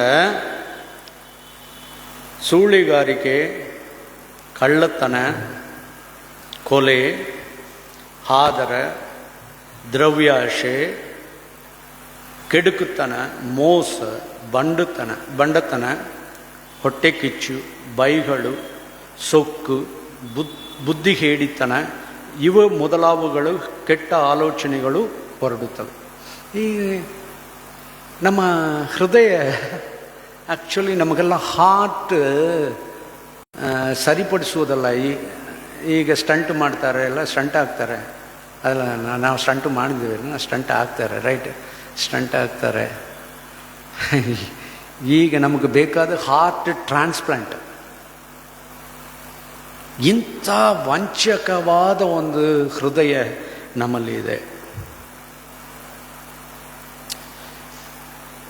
ಆದರೆ ನಮ್ಮ ದೇವರು ಹೇಳ್ತಾನೆ, ದೇವರನ್ನು ಪ್ರೀತಿಸು. ಮಾರ್ಕ್ 12:28-31. ಮೊದಲನೇದಾಗಿ ದೇವರನ್ನು ಪ್ರೀತಿಸು ಪೂರ್ಣ ಹೃದಯದಿಂದ. ಅದೆಲ್ಲ ಹೇಳಿದ ಮೇಲೆ ನಿನ್ನ ನೆರೆಯವನನ್ನು ನಿನ್ನ ಹಾಗೆ ಪ್ರೀತಿಸು ಅಂತ ಹೇಳಿದವನು. ಇದು ಯಾಕೆ ಆತನಿಗೆ ಹೇಳ್ತಾನೆಂದರೆ, ಇವುಗಳಿಗಿಂತ ಹೆಚ್ಚಿನ ಆಜ್ಞೆ ಮತ್ತೊಂದಿಲ್ಲ ಎಂದು ಉತ್ತರ ಕೊಟ್ಟನು. ಅಲ್ಲಿ ಲಾಸ್ಟ್ನಲ್ಲಿ ನೀವು ಬರುವುದಾದರೆ 31ನೇ ವಾಕ್ಯ ಕೊನೆಯ ಭಾಗ. ಇವುಗಳಿಗಿಂತ ಹೆಚ್ಚಿನ ಆಜ್ಞೆ ಮತ್ತೇನೂ ಇಲ್ಲ, ಮತ್ತೊಂದು ಇಲ್ಲ. ನೀನು ಬೈಬಲ್ನಲ್ಲಿ ಇರುವ ಸಕಲವನ್ನು ತಿಳ್ಕೊಳ್ಳುವುದು ಸ್ವಲ್ಪ ಕಷ್ಟ, ನಾನು ಒಪ್ಪಿಕೊಳ್ಳುತ್ತೇನೆ. ನಿನ್ನ ಜೀವ ಸಾಲದು, ಅದು ನನಗೆ ಗೊತ್ತಿದೆ. ಆದರೆ ಅವನು ಕೊಟ್ಟಿರುವ 2 ಆಜ್ಞೆಯಲ್ಲಿ ಪೂರ್ತಿ ಇದೆ ಅಂತ ಹೇಳ್ತಾನೆ. ಈ 2 ಆಜ್ಞೆಯನ್ನು ಕೂಡ ನಾವು ನೆನಪು ಮಾಡಿಕೊಳ್ಳುವುದಿಲ್ಲ. ಇನ್ನೊಂದು ಹೇಳ, ಕ್ರೈಸ್ತರಲ್ಲಿ ಇವತ್ತು ಹುಡುಕಬೇಕಾದ ಪ್ರೀತಿಯನ್ನು ಹುಡುಕಬೇಕಾಗಿದೆ. ಆದರೆ ದೇವರು ಹೊಸ ಒಡಂಬಡಿಕೆಯಲ್ಲಿ ಕ್ರೈಸ್ತರಿಗೆ ಕೊಡಲ್ಪಟ್ಟ ಒಂದೇ ಒಂದು ಆಜ್ಞೆ, ಪ್ರೀತಿ ಮಾಡು.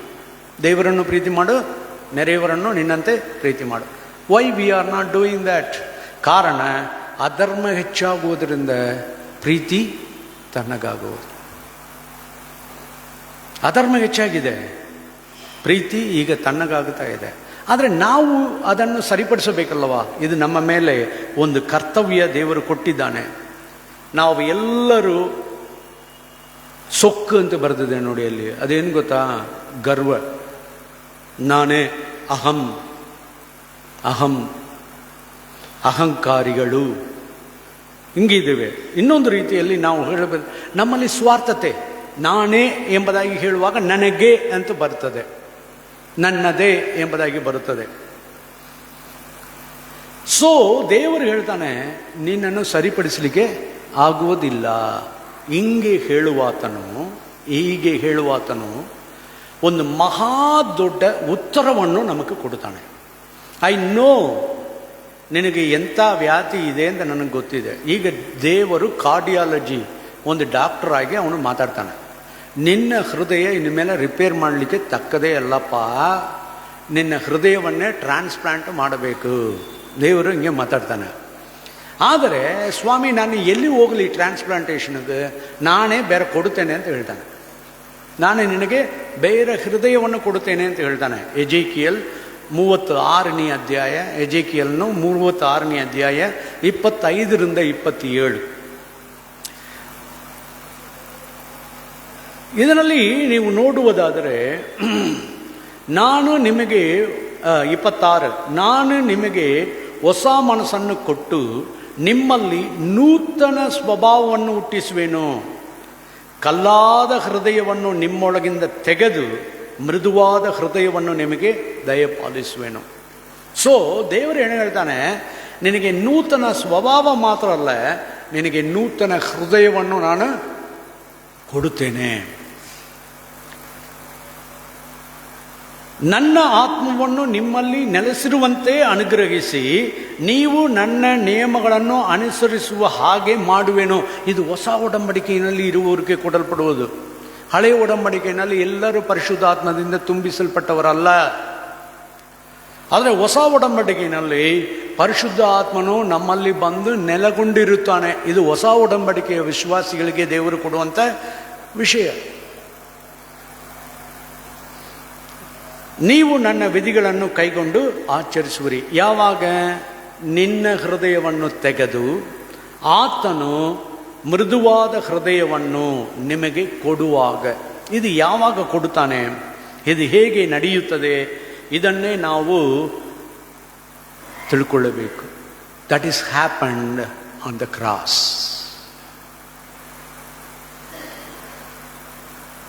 ಆತನು ನಮ್ಮ ಪಾಲಿಗೆ ಸತ್ತನು. ನಾವು ಸತ್ತೇವೆ ಅಲ್ವಾ? ನಾವಲ್ಲಿ ಸಾಯಬೇಕು.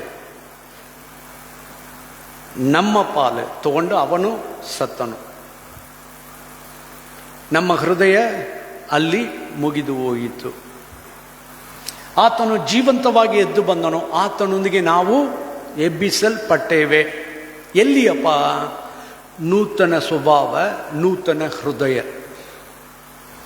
ಆಲ್ರೆಡಿ ಟ್ರಾನ್ಸ್ಪ್ಲಾಂಟ್ ಆಗುತ್ತದೆ. ಯಾವಾಗ? ನೀನು ಯೇಸು ಕ್ರಿಸ್ತನನ್ನು ನಂಬುವಾಗ, ಶಿಲುಬೆಯಲ್ಲಿ ಆತನು ತೂಕಡಿಸಲ್ಪಟ್ಟದನ್ನು ನೋಡಿ ನೀನು ದೇವರ ಕಡೆ ತಿರುಗಿಕೊಂಡು ಅಳುವಾಗ, ಸ್ವಾಮಿ ನನಗೆ ನೀನು ಇಂಥ ಪಾಪಿಗಾಗಿ ಸತ್ಯ ಅಂತ ಕೇಳುವಾಗ ನೀನು ನೂತನ ಮನಸ್ಸುಳ್ಳವನಾಗಿ ಬದಲಾವಣೆಯಾಗುತ್ತಿ.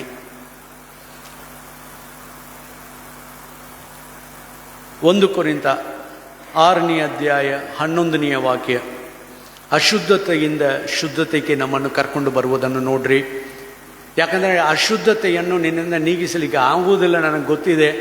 ಸೊ ನಾನು ನಿನಗೆ ನೂತನ ಸ್ವಭಾವ, ನೂತನ ಹೃದಯವನ್ನು ಕೊಡುತ್ತೇನೆ.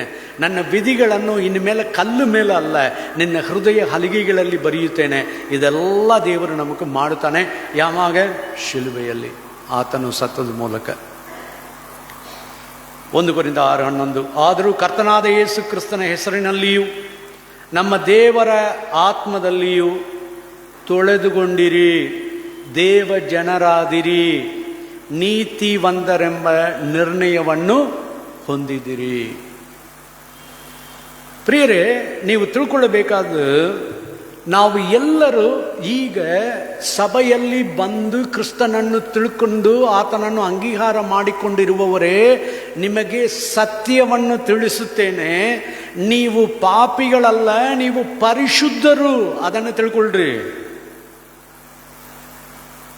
ನೀವು ಲೋಕದವರಲ್ಲ, ನೀವು ದೇವರ ಮಕ್ಕಳು. ಇದನ್ನು ನೀವು ತಿಳ್ಕೊಳ್ಳಿರಿ, ಬರೆದುಕೊಳ್ಳ್ರಿ. I am the child of God ಅಂತ ಬರೆದುಕೊಳ್ಳಿರಿ, ತಪ್ಪಿಲ್ಲ. ಆದರೆ ನಾವು ನಮ್ಮನ್ನೇ ಸರಿಯಾಗಿ ಅರ್ಥ ಮಾಡಿಕೊಳ್ಳುತ್ತಾ ಇಲ್ಲ. ತೊಳೆದುಕೊಂಡಿರಿ.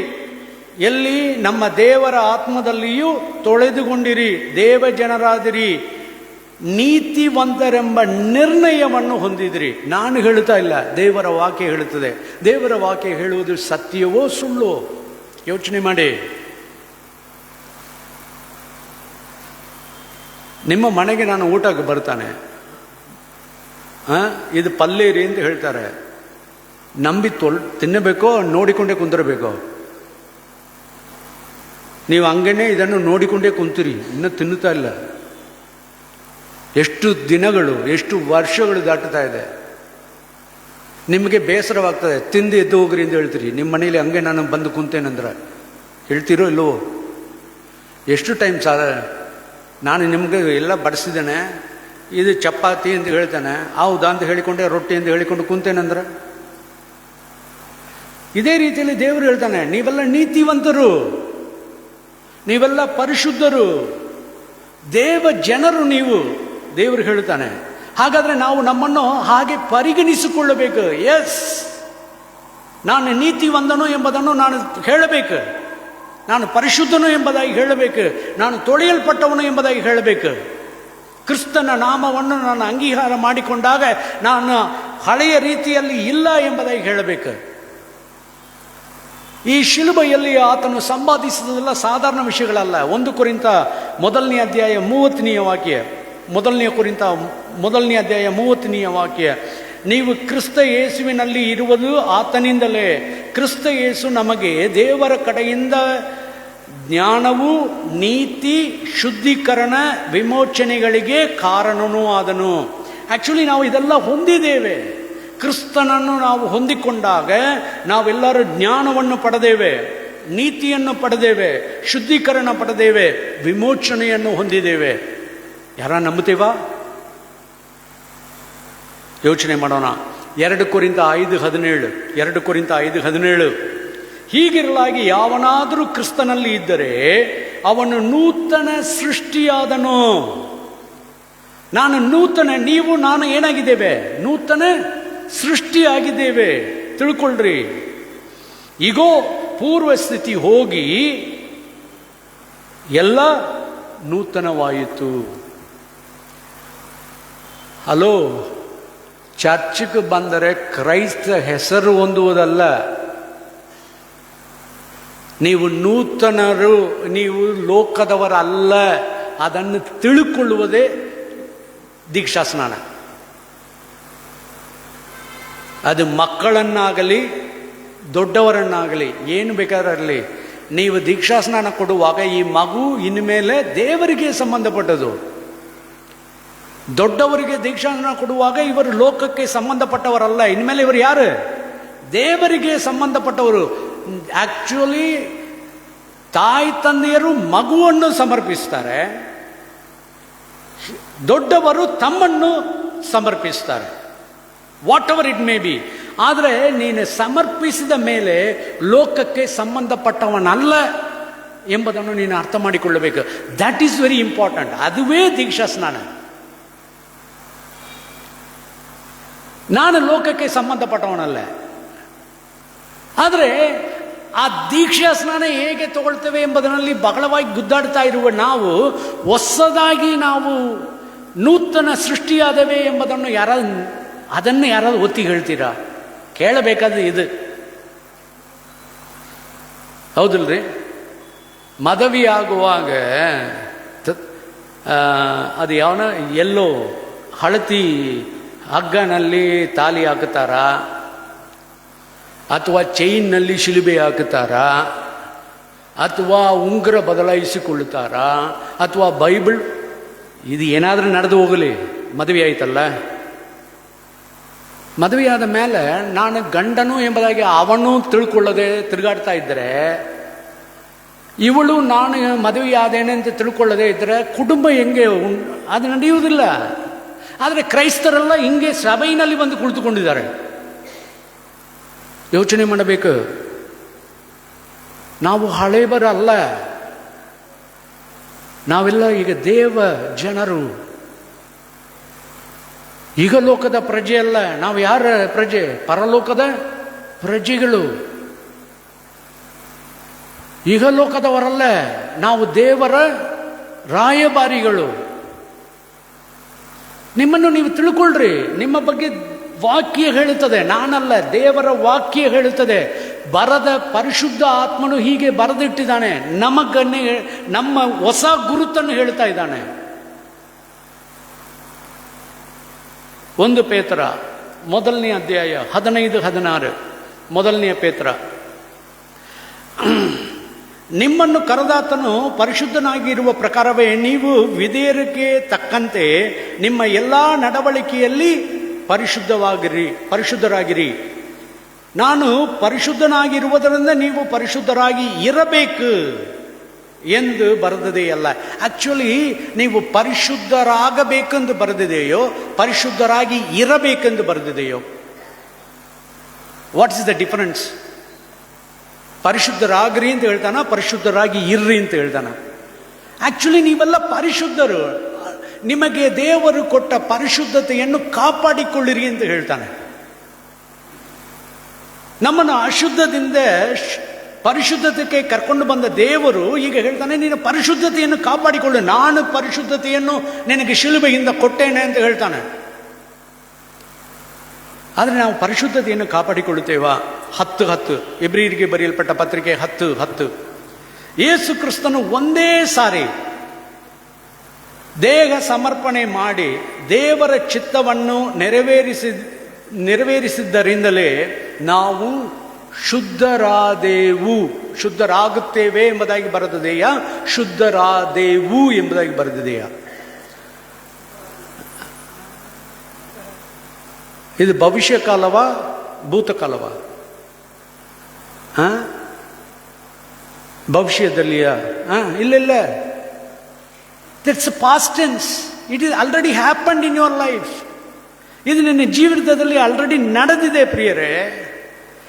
ಆಕ್ಚುಲಿ ನಿಮ್ಮ ಗುರುತನ್ನು ನೀವು ಅರ್ಥ ಮಾಡಿಕೊಳ್ಳಿರಿ. ದೇವರಲ್ಲಿ, ಕ್ರಿಸ್ತನಲ್ಲಿ ನೀನು ಯಾರು, ಇದನ್ನು ನೀವು ಅರ್ಥ ಮಾಡಿಕೊಳ್ಳಬೇಕು. ಶುದ್ಧರಾದೆವು ಎಂಬುದಾಗಿ ದೇವರು ಹೇಳ್ತಾನೆ. That is very very important ಪ್ರಿಯರೇ. ನಾವು ಶುದ್ಧರಾದೆವು.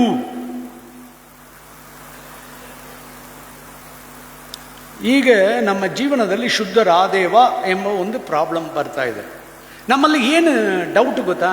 ನಾವೆಲ್ಲ ಕ್ರೈಸ್ತರಲ್ಲಿ ಇರೋದು, ದಿನಾಲೂ ಸ್ವಲ್ಪವಾಗಿ ಪರಿಶುದ್ಧರಾಗ್ತಾ ಇದ್ದೇನೆ. ಮುಂಚೆ ಒಬ್ಬ ದೇವರ ಸೇವಕರು ಸಂದೇಶ ಕೊಡುವಾಗ ಹೇಳಿದರು, ಪಿಕ್ ಪ್ಯಾಕೆಟ್ ಹೊಡೆದವನು ನಿನ್ನೆ 1000 ರೂಪಾಯಿ ಪಿಕ್ ಪ್ಯಾಕೆಟ್ ಹೊಡೆದಾನಂತೆ. ದೇವರನ್ನು ಕಂಡುಕೊಂಡವೆಲ್ಲ ಇವತ್ತು 900 ಅಂತ ಮಾಡಿಕೊಂಡಾನಂತೆ. ಆಮೇಲೆ ಒಂದು ದಿನ ಬರೀ 100 ಹೊಡಿತಾನೆ, ಆಮೇಲೆ 0 ಅಂತ ಬರ್ತದೆ. ಹಾಗಿಲ್ಲ. ಆ್ಯಕ್ಚುಲಿ ಪಿಕ್ ಪ್ಯಾಕೆಟ್ ಮಾಡ್ತಾ ಇದ್ದ ನಿನ್ನನ್ನು ದೇವರು ಇವತ್ತು ಪೊಲೀಸರಾಗಿ ಬದಲಾಯಿಸ್ಬಿಟ್ಟೆ. ಈಗಿರುವ ಪೊಲೀಸರ ಬಗ್ಗೆನೂ ಮಾತಾಡಲಿಕ್ಕೆ ಆಗಲ್ಲ. ಏನು ಮಾಡುವುದು? ನಿನ್ನ ಉಡುಪಕ್ಕೆ ತಕ್ಕಂತೆ ಕಳ್ಳನನ್ನು ಹಿಡಿಯಬೇಕು. ನಾವು ಕಳ್ಳರಾಗಿ ಇರಬಾರ್ದು. ಕಳ್ಳತನ ಮಾಡುವವರಾಗಿ ಅಲ್ಲ, ಕಳ್ಳತನ ಮಾಡುವವರನ್ನು ಎಚ್ಚರಿಸುವವರಾಗಿ ನಮ್ಮನ್ನು ಬದಲಾಯಿಸಿದ್ದಾನೆ. ಆದರೆ ಇನ್ನೂ ಕಳ್ಳರಾಗಿಯೇ ಬದುಕ್ತಾ ಇದ್ದೇವೆ. ಸ್ವಲ್ಪವಾಗಿ ನಾವು ಬದಲಾವಣೆ ಆಗ್ತೇವೆ. ಸ್ವಲ್ಪ ಅಲ್ಲ, ನೀವು ಆಲ್ರೆಡಿ ದೇವರು ನಿಮ್ಮನ್ನು ನೂತನ ಸೃಷ್ಟಿಯಾಗಿ ಮಾಡಿದ್ದಾನೆ, ತಿಳ್ಕೊಳ್ರಿ. ಇಬ್ರಿಯರಿಗೆ ಬರೆಯಲ್ಪಟ್ಟ ಪತ್ರಿಕೆ 10:14, 10ನೇ ಅಧ್ಯಾಯ 14.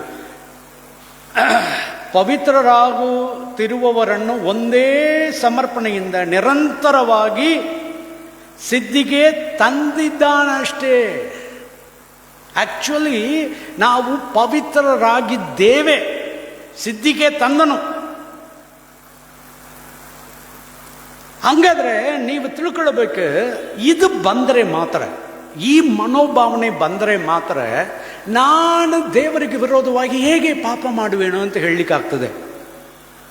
ಯಾಕಂದ್ರೆ ದೇವರು ನನ್ನನ್ನು ನೂತನಪಡಿಸಿದ್ದಾನೆ, ತನ್ನ ರಕ್ತದಿಂದ ಪರಿಶುದ್ಧತೆ ಮಾಡಿದ್ದಾನೆ, ನನಗೆ ನೂತನ ಸ್ವಭಾವವನ್ನು ಕೊಟ್ಟಿದ್ದಾನೆ. ಸೃಷ್ಟಿಕರ್ತನಿಗೆ ಹೋಲಿಕೆಗೆ ಸರಿಯಾದ ಸಾರೂಪ್ಯವನ್ನು ನಾನು ಧರಿಸಿಕೊಂಡವನಾಗಿದ್ದೇನೆ. How can I do this? ಇದನ್ನು ನಾನು ಹೇಗೆ ಮಾಡುವೆನೋ ಎಂಬುದಾಗಿ ನಾವು ಕೇಳಬೇಕು. ಕೇಳ್ತೇವಾ?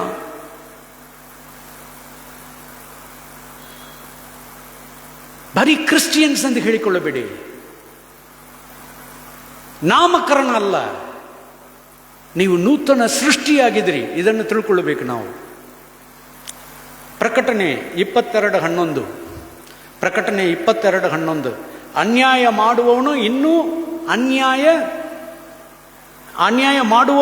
ಅನ್ಯಾಯ ಮಾಡಲಿ, ಮೈಲಿಗೆ ಆದವನು ತನ್ನನ್ನು ಇನ್ನೂ ಮೈಲಿಗೆ ಮಾಡಿಕೊಳ್ಳಲಿ.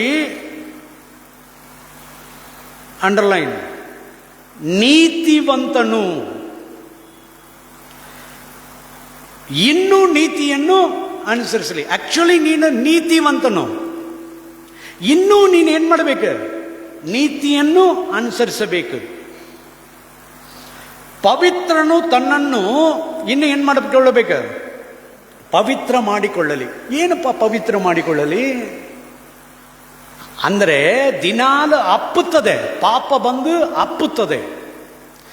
ನೀನು ಆಲ್ರೆಡಿ ನಾನು ಶುದ್ಧನು ಆದ ಕಾರಣ ನಾನು ನನ್ನನ್ನು ತೊಳ್ಕೊಳ್ತೇನೆ. ತಿರುಗಿ ಹೇಳ್ತೇನೆ, ಪಾಪಿ ಯೇಸು ಸ್ವಾಮಿ ಕಡೆ ಬಂದು ತನ್ನ ಪಾಪವನ್ನು ಅರಿಕೆ ಮಾಡಿ ತಿರುಗುವಾಗ ಅವನು ತನ್ನ ಪಾಪದ ಸ್ವಭಾವದಿಂದ ನೂತನ ಸ್ವಭಾವವನ್ನು ಹೊಂದಿಕೊಳ್ಳುತ್ತಾನೆ. ಆದರೆ ಕ್ರೈಸ್ತರು ಪಾಪ ಅರಿಕೆ ಮಾಡುವಾಗ, ದೇವರೇ ನನ್ನನ್ನು ಪರಿಶುದ್ಧ ಮಾಡಿ ಇಟ್ಟಿದ್ದೀ, ಇವತ್ತು ನನಗೆ ಏನಾಗಿದೆ? ಅಶುದ್ಧವಾಗಿದ್ದೇನೆ, ದಯಮಾಡಿ ನನ್ನನ್ನು ತೊಳೆದು ಶುದ್ಧೀಕರಿಸು. ಅದಕ್ಕೆ ಯೇಸುಸ್ವಾಮಿ ಹೇಳಿದನು, ನಿನ್ನನ್ನು ಪೂರ್ತಿಯಾಗಿ ನಾನು ಏನು ಮಾಡಬೇಕಾಗಿಲ್ಲ, ತೊಳೆಯಬೇಕಾಗಿಲ್ಲ. ನೀನು ಆಲ್ರೆಡಿ ಸ್ನಾನ ಮಾಡಲ್ಪಟ್ಟವನು, ಈಗ ನಿನ್ನ ಕಾಲುಗಳನ್ನು ಮಾತ್ರ ತೊಳೆಯಬೇಕು. ದಟ್ ಈಸ್ ವಾಟ್ ಕ್ರೈಸ್ತರು ಮಾಡಬೇಕಾದ. ದಿನಾಲು ಬಂದು ನಮ್ಮ ಲೋಕದೊಳಗೆ ಹೋಗಿ ಬರ್ತೇವಲ್ಲ, ಆ ಮೈಲಿಗಳು ನಮ್ಮ ಮೇಲೆ ಇರ್ತದೆ. ಬಂದು ಸ್ವಾಮಿ ನನ್ನನ್ನು ಶುದ್ಧಗೊಳಿಸು ಎಂದು ಹೇಳಬೇಕು. ಇನ್ನೊಂದು ರೀತಿಯಲ್ಲಿ ಹೇಳ್ತೇನೆ, ಈ ಕಲ್ವಾರಿ ಶಿಲುಬೆಯಲ್ಲಿ ಬಂದು ಪಾಪದ ಅರಿಕೆ ಮಾಡಿ ದೇವರನ್ನು ಕಂಡು ತಿರುಗುವವನು, ಲೋಕದ ಮನುಷ್ಯನಾಗಿ ಇದ್ದವನು ದೇವರ ಮಗನಾಗುತ್ತಾನೆ.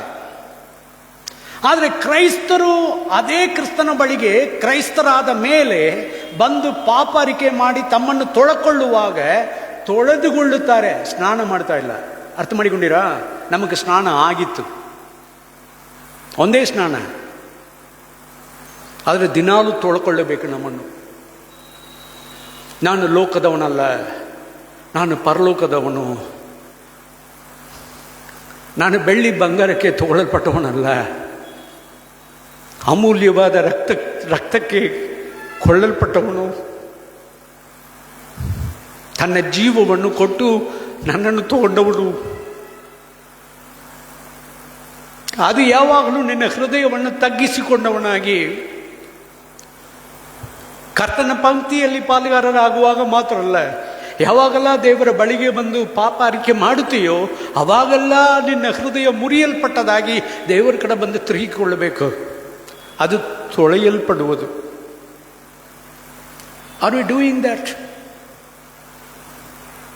ಇನ್ನು ಬಹಳ ಕ್ರೈಸ್ತರಿಗೆ ಡೌಟ್, ನಾನು ದೇವರ ಮಗನ ಅಥವಾ ಇನ್ನು ದೇವರ ಮಗನ ಆಗಲಿಲ್ಲವಾ? ಈ ಡೌಟು. ನಾನು ಇನ್ನೊಂದು ರೀತಿಯಲ್ಲಿ ಹೇಳ್ತೇನೆ, ಬಹಳ ಮಂದಿ ರಕ್ಷಣೆ ಹೊಂದಿದರೂ ಸಹ ಇನ್ನೂ ನಾನು ರಕ್ಷಿಸಲ್ಪಟ್ಟೇನಾ ಎಂದು ಗೊತ್ತಿಲ್ಲದೇ ಇದ್ದಾರೆ. ವಾಕ್ಯವನ್ನು ನಂಬಿರಿ, ಯು ಆರ್ ಸೇವ್ಡ್. ನೀವು ರಕ್ಷಿಸಲ್ಪಟ್ಟಿರಿ. ನೀವು ಕ್ರಿಸ್ತನ ಬಳಿಗೆ ಬಂದು ನೀವು ಪಾಪಾರಿಕೆ ಮಾಡಿಕೊಂಡು ಆತನನ್ನು ನಿನ್ನ ಕರ್ತನಾಗಿ ನೀನು ಅಂಗೀಕಾರ ಮಾಡಿದ ದಿನದಲ್ಲಿಯೇ ನೀನೇನಾಗಿದೆ? ರಕ್ಷಿಸಲ್ಪಟ್ಟಿದಿ. ನೀನು ಪರಿಶುದ್ಧನಾಗಿದಿ, ನೀತಿವಂತನಾಗಿ ನಿರ್ಣಯಿಸಲ್ಪಟ್ಟಿದಿ. ನೀನು ಪಾಪಿ ಆದ ಕಾರಣ ನೀನು ಒಳ್ಳೆಯದು ಮಾಡಂತ ದೇವರು ಹೇಳಲಿಲ್ಲ. ನೀನು ಪರಿಶುದ್ಧನೂ ಆದ ಕಾರಣ ಪರಿಶುದ್ಧತೆಯನ್ನು ಮಾಡು. ಅದನ್ನೇ ನೀವು ಓದ್ತಾ ಇದ್ದೀರ, ತಪ್ಪಾಗಿ ಓದಬೇಡಿ. ಇನ್ನು ಮೇಲೆ ಆಗಿದ್ರಿ ಎಂಬುದಾಗಿ ಬರೀಲಿಲ್ಲ, ಆಗಿದಿರಿ ಹಾಗೆ ಇರ್ರಿ ಅಂತ ಹೇಳ್ತಾನೆ. ಯೋಚನೆ ಮಾಡೋಣ. ಈ ಕ್ರಿಸ್ತನು ನಾವು ಪಾಪಿಗಳಾಗಿ ಇರುವಾಗಲೇ, ರೋಮ 5:8, ನಾವು ಪಾಪಿಗಳಾಗಿ ಇದ್ದಾಗಲೂ ಕ್ರಿಸ್ತನು ನಮಗೋಸ್ಕರ ಪ್ರಾಣ ಕೊಟ್ಟದರಲ್ಲಿ ದೇವರು ನಮ್ಮ ಮೇಲೆ ತನಗಿರುವ ಪ್ರೀತಿಯನ್ನು ಸಿದ್ಧಾಂತಪಡಿಸಿದ್ದಾನೆ.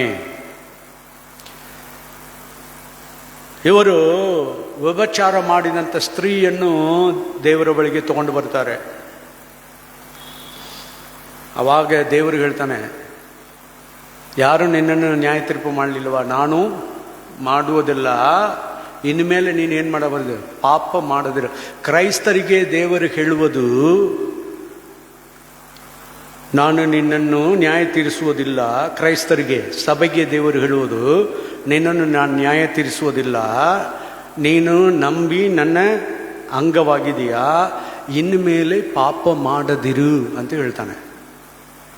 ನೀನು ಶುದ್ಧನಾಗಿರುವುದರಿಂದ, ಪರಿಶುದ್ಧನಾಗಿರುವುದರಿಂದ ಇನ್ನು ಮೇಲೆ ಹೊಲಸು ಕೆಲಸಗಳನ್ನು, ಕೆಟ್ಟ ಚಟ್ಟೆಗಳನ್ನು ನೀನು ಮಾಡದಿರು. ಇದನ್ನೇ ದೇವರು ಹೇಳ್ತಾನೆ. ದೇವರ ಬಳಿಗೆ ಬನ್ನಿ. ಹೇಗೆ ಬರಬೇಕು? ಒಂದು ವೇಳೆ ಈಗ ತನಕ ನೀನು ಯೇಸುಸ್ವಾಮಿಯನ್ನು ಅಂಗೀಕಾರ ಮಾಡಲಿಲ್ಲ, ನಿನಗೆ ಒಂದು ವೇಳೆ ಸಂಶಯ ಇದ್ದರೆ, ನಾನು ಯೇಸು ಸ್ವಾಮಿಯ ಮಗನೋ ಮಗಳೋ ಎಂಬ ಡೌಟ್ ನಿನಗೆ ಇರುವುದಾದರೆ ಇವತ್ತು ನಾನು ನಿನಗೆ ಹೇಳ್ತೇನೆ. ಮಾರ್ಕನ ಬರೆದ ಸುವಾರ್ತೆ 1ನೇ ಅಧ್ಯಾಯ 40ರಿಂದ 45 ಕೊಡಲ್ಪಟ್ಟಿದೆ. 40ರಿಂದ 45. ಆ ಕುಷ್ಠರೋಗಿ ಹಿಂಗೆ ಕೇಳ್ತಾನೆ, ಯೇಸುಸ್ವಾಮಿ ಬಳಿಗೆ ಬಂದು ಹಿಂಗೆ ಕೇಳ್ತಾನೆ, ನಿನಗೆ ಮನಸ್ಸಿದ್ದರೆ ನನ್ನನ್ನು ಶುದ್ಧ ಮಾಡಬಲ್ಲೆ. ನೀನು ಅದೇ ಕುಷ್ಠರೋಗಿ ಹಾಗೆ ನಿನ್ನನ್ನು ತಗ್ಗಿಸಿಕೊಂಡು, ನೀನು ಪಾಪ ಮಾಡಿದಿ, ಇನ್ನು ಮೇಲೆ ನನಗೆ ರಕ್ಷಣೆ ಇದೆಯೋ ಇಲ್ಲವೋ ಎಂದು ಡೌಟ್ ಇರುವುದಾದರೆ ನಿನ್ನನ್ನು ತಗ್ಗಿಸಿಕೊಂಡು ಬೇಡಿಕೊಳ್ಳು.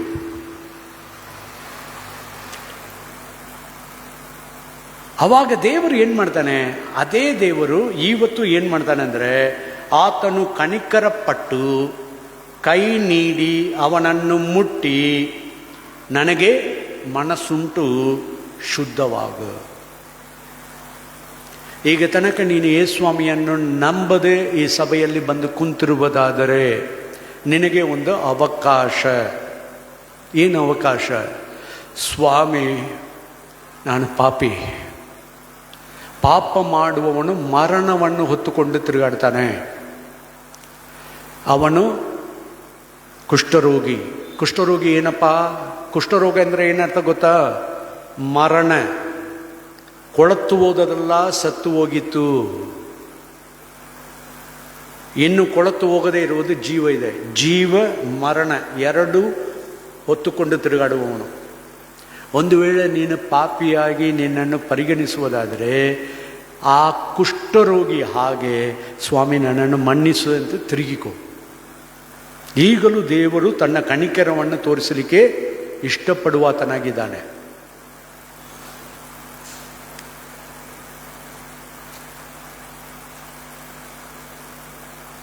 ಆಮೇಲೆ ಆ ಕುಷ್ಠರೋಗಿಗೆ 42ರಿಂದ 44 ನೀವು ನೋಡುವುದಾದರೆ, ನಿನ್ನ ಶುದ್ಧಾಚಾರವನ್ನು ನೆರವೇರಿಸು, ನಿನ್ನ ಶುದ್ಧಾಚಾರವನ್ನು ನೆರವೇರಿಸು.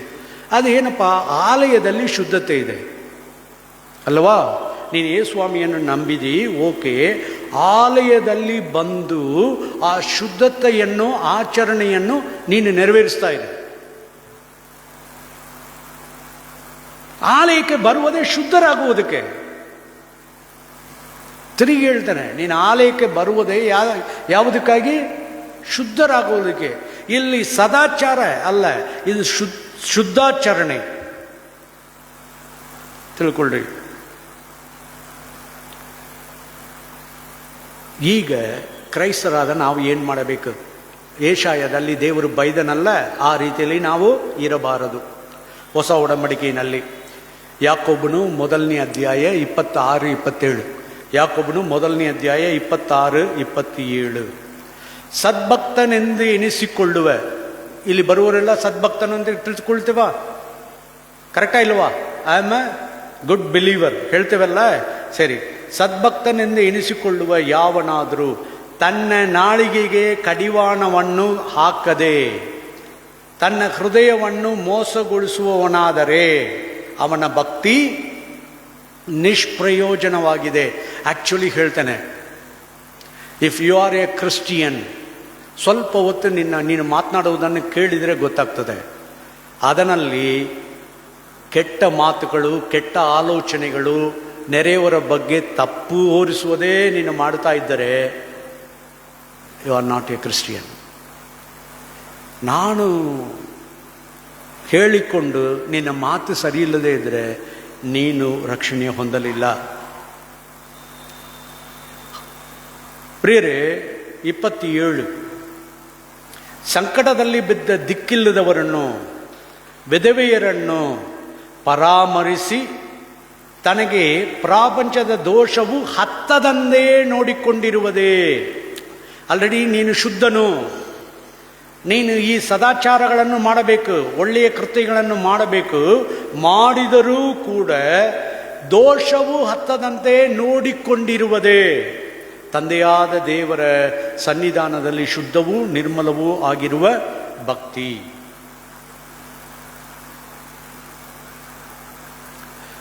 ಈಗ ನೀತಿಯನ್ನು ನಡೆಸ್ತೀರಾ?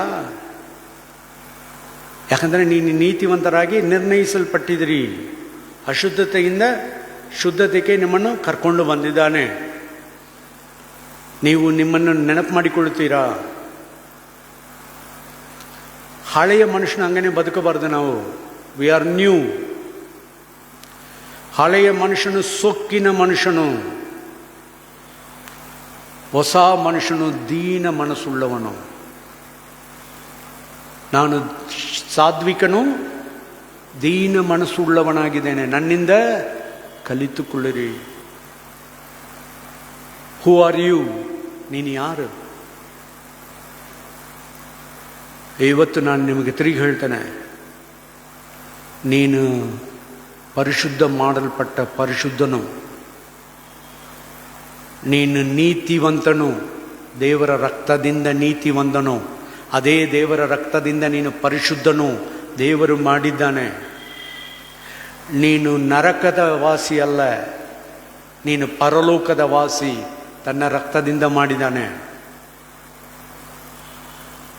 ನೀನು ಲೋಕದವನಲ್ಲ, ತನ್ನ ರಕ್ತದಿಂದ ನಿನ್ನನ್ನು ಪ್ರತ್ಯೇಕಿಸಿ ತನ್ನವನಾಗಿ ದೇವರು ಬದಲಾಯಿಸಿದ್ದಾನೆ. ನೀನು ಹೇಗೆ ಲೋಕದವರ ಹಂಗೆ ಬದುಕಬಹುದು? ಅನೀತಿವಂತರಾಗಿ ನೀವು ಹೇಗೆ ಬದುಕಬಹುದು?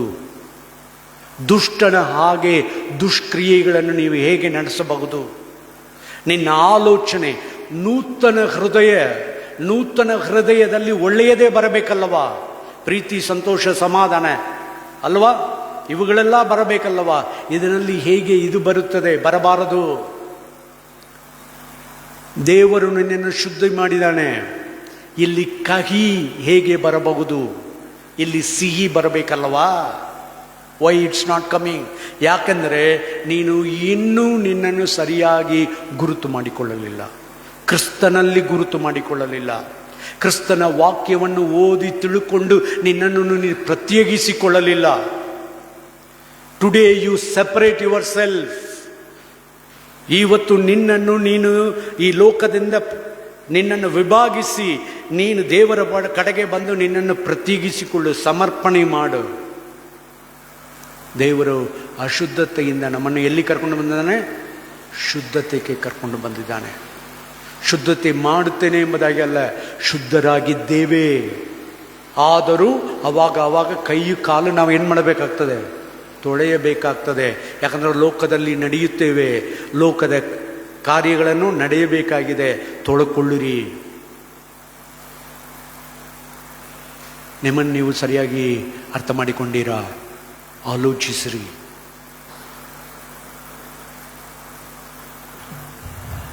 ದೀಕ್ಷಾ ಸ್ನಾನ ಅಲ್ಲ ಪ್ರಿಯರೇ, ಅದು ಹೇಗೆ ಮಾಡಿಕೊಳ್ತೀರೋ ಅದೆಲ್ಲ ನನಗೆ ತಲೆನೋವೇ ಇಲ್ಲ. ಒಂದೇ ದೀಕ್ಷಾ ಸ್ನಾನ ಮುಗೀತು, ಅದೆಲ್ಲ ನಾನು ತಲೆ ಕೆಡಿಸ್ಕೊಳ್ಳಲ್ಲ. ನನ್ನ ಪ್ರಶ್ನೆ, ಆರ್ ಯು ಎ ಕ್ರಿಶ್ಚಿಯನ್? ಅಮೆರಿಕದವ್ರ ಕಡೆ ನಾನು ಹೆಚ್ಚು ಮಾತಾಡಿದ್ದೇನೆ. ಆರ್ ಯು ಎ ಕ್ರಿಶ್ಚಿಯನ್ ಎಂದು ಕೇಳಿದಾಗ ಅವರು ಹೇಳ್ತಾರೆ, I am not a Christian ಅಂತಾರೆ. ಅವರು ಓಪನ್ ಆಗಿ ಹೇಳಿಬಿಡ್ತಾರೆ, I am not a Christian, ನಾನು ಕ್ರೈಸ್ತರಲ್ಲ ಅಂತ ಹೇಳಿಬಿಡ್ತಾರೆ.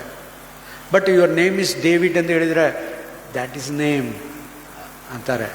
ಆದರೆ ನಮ್ಮ ಭಾರತ ದೇಶದಲ್ಲಿ ಮಾತ್ರ ಹುಟ್ಟಿದಾಗಲೇ ಜಾತಿಯು ಬಂದುಬಿಡ್ತದೆ, ಧರ್ಮವು ಬಂದುಬಿಡ್ತದೆ.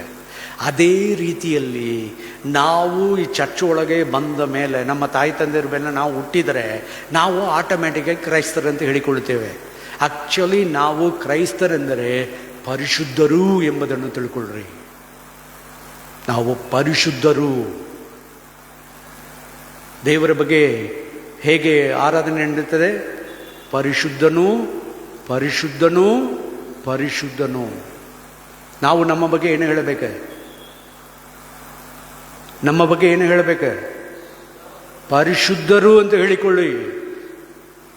ಲೋಕದೊಳಗೆ ಹೇಳುವಾಗ ಹೇಳಿ, ನಾನು ಪರಿಶುದ್ಧನು, ಇದು ಮಾತಾಡಲಿಕ್ಕೆ ತಕ್ಕವನಲ್ಲ, ಇದು ಮಾಡಲಿಕ್ಕೆ ತಕ್ಕವನಲ್ಲ, ಇಲ್ಲಿ ಬರಲಿಕ್ಕೆ ತಕ್ಕವನಲ್ಲ, ಈ ಜೊತೆಯಲ್ಲಿ ಈ ಸಂಘದಲ್ಲಿ ಸೇರಲಿಕ್ಕೆ ಆಗುವುದಿಲ್ಲ. Because I am A Holi one. ಪ್ರಾರ್ಥನೆ ಮಾಡೋಣ. ತಂದೆಯಾದ ದೇವರೇ, ನಮ್ಮನ್ನು ಉಂಟು ಮಾಡಿದಾತನೇ, ನಮ್ಮ ಹಳೆಯ ಹೃದಯ, ಹಳೆಯ ಸ್ವಭಾವ ಅದು ಬದಲಾಯಿಸಲಿಕ್ಕೆ ಆಗುವುದಿಲ್ಲ. ಅದರಿಂದ ಬರುವುದು ಎಲ್ಲ ಕೆಟ್ಟವುಗಳು ಎಂಬುದಾಗಿ ನೀನು ತಿಳ್ಕೊಂಡಿದೆ.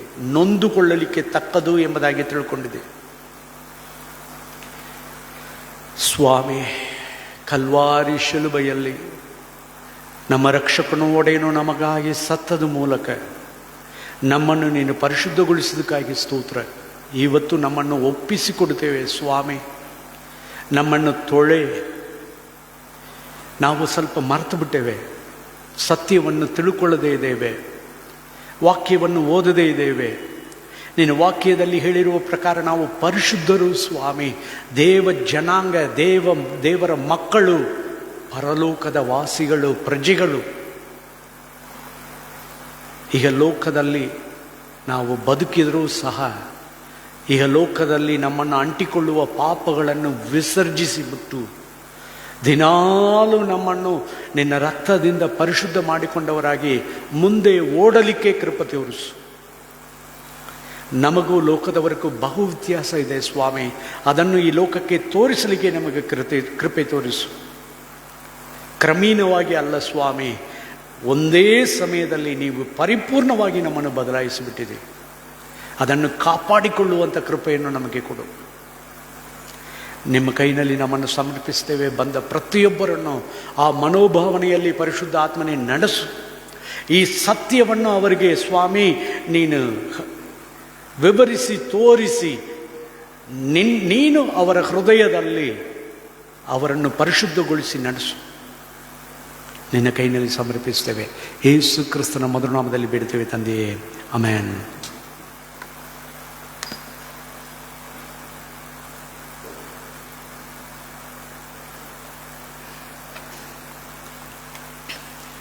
ಕೊನೆಯದಾಗಿ ಸಂಗೀತದಲ್ಲಿ 82ನೇ ಸಂಗೀತ 1 ಮತ್ತು 2 ಶ್ಲೋಕಗಳನ್ನು ಹಾಡಿಕೊಳ್ಳೋಣ. ಸಂಗೀತ 82 1 ಮತ್ತು 2 ಶ್ಲೋಕಗಳು.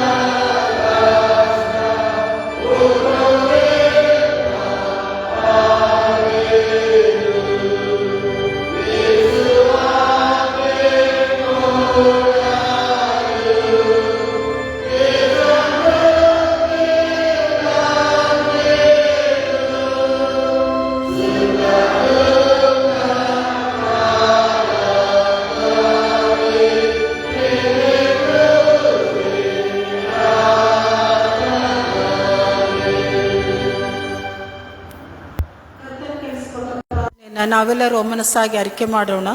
ನಂತರ ಸೇವಕರು ಅಂತ್ಯಾಶೀರ್ವಾದವನ್ನು ಕೊಡಬೇಕಾಗಿ ಕೇಳಿಕೊಳ್ತೇನೆ. ಪರಲೋಕದಲ್ಲಿರುವ ನಮ್ಮ ತಂದೆ, ನಿನ್ನ ನಾಮವು ಪರಿಶುದ್ಧವೆಂದು ಎಣಿಸಲ್ಪಡಲಿ.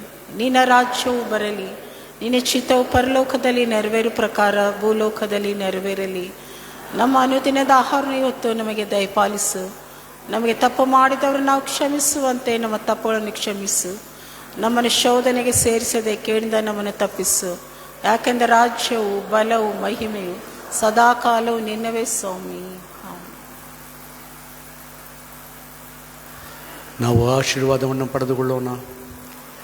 ನಮ್ಮ ಕರ್ತನಾದ ಯೇಸು ಕ್ರಿಸ್ತನ ಕೃಪೆಯು, ತಂದೆಯಾದ ದೇವರ ಪ್ರೀತಿಯು, ಪವಿತ್ರಾತ್ಮನ ಅನ್ಯೋನ್ಯತೆ ಐಕ್ಯವು ನಮ್ಮೊಂದಿಗೆ ಸದಾಕಾಲ ನೆಲೆಗೊಂಡಿರಲಿ. ಆಮೆನ್.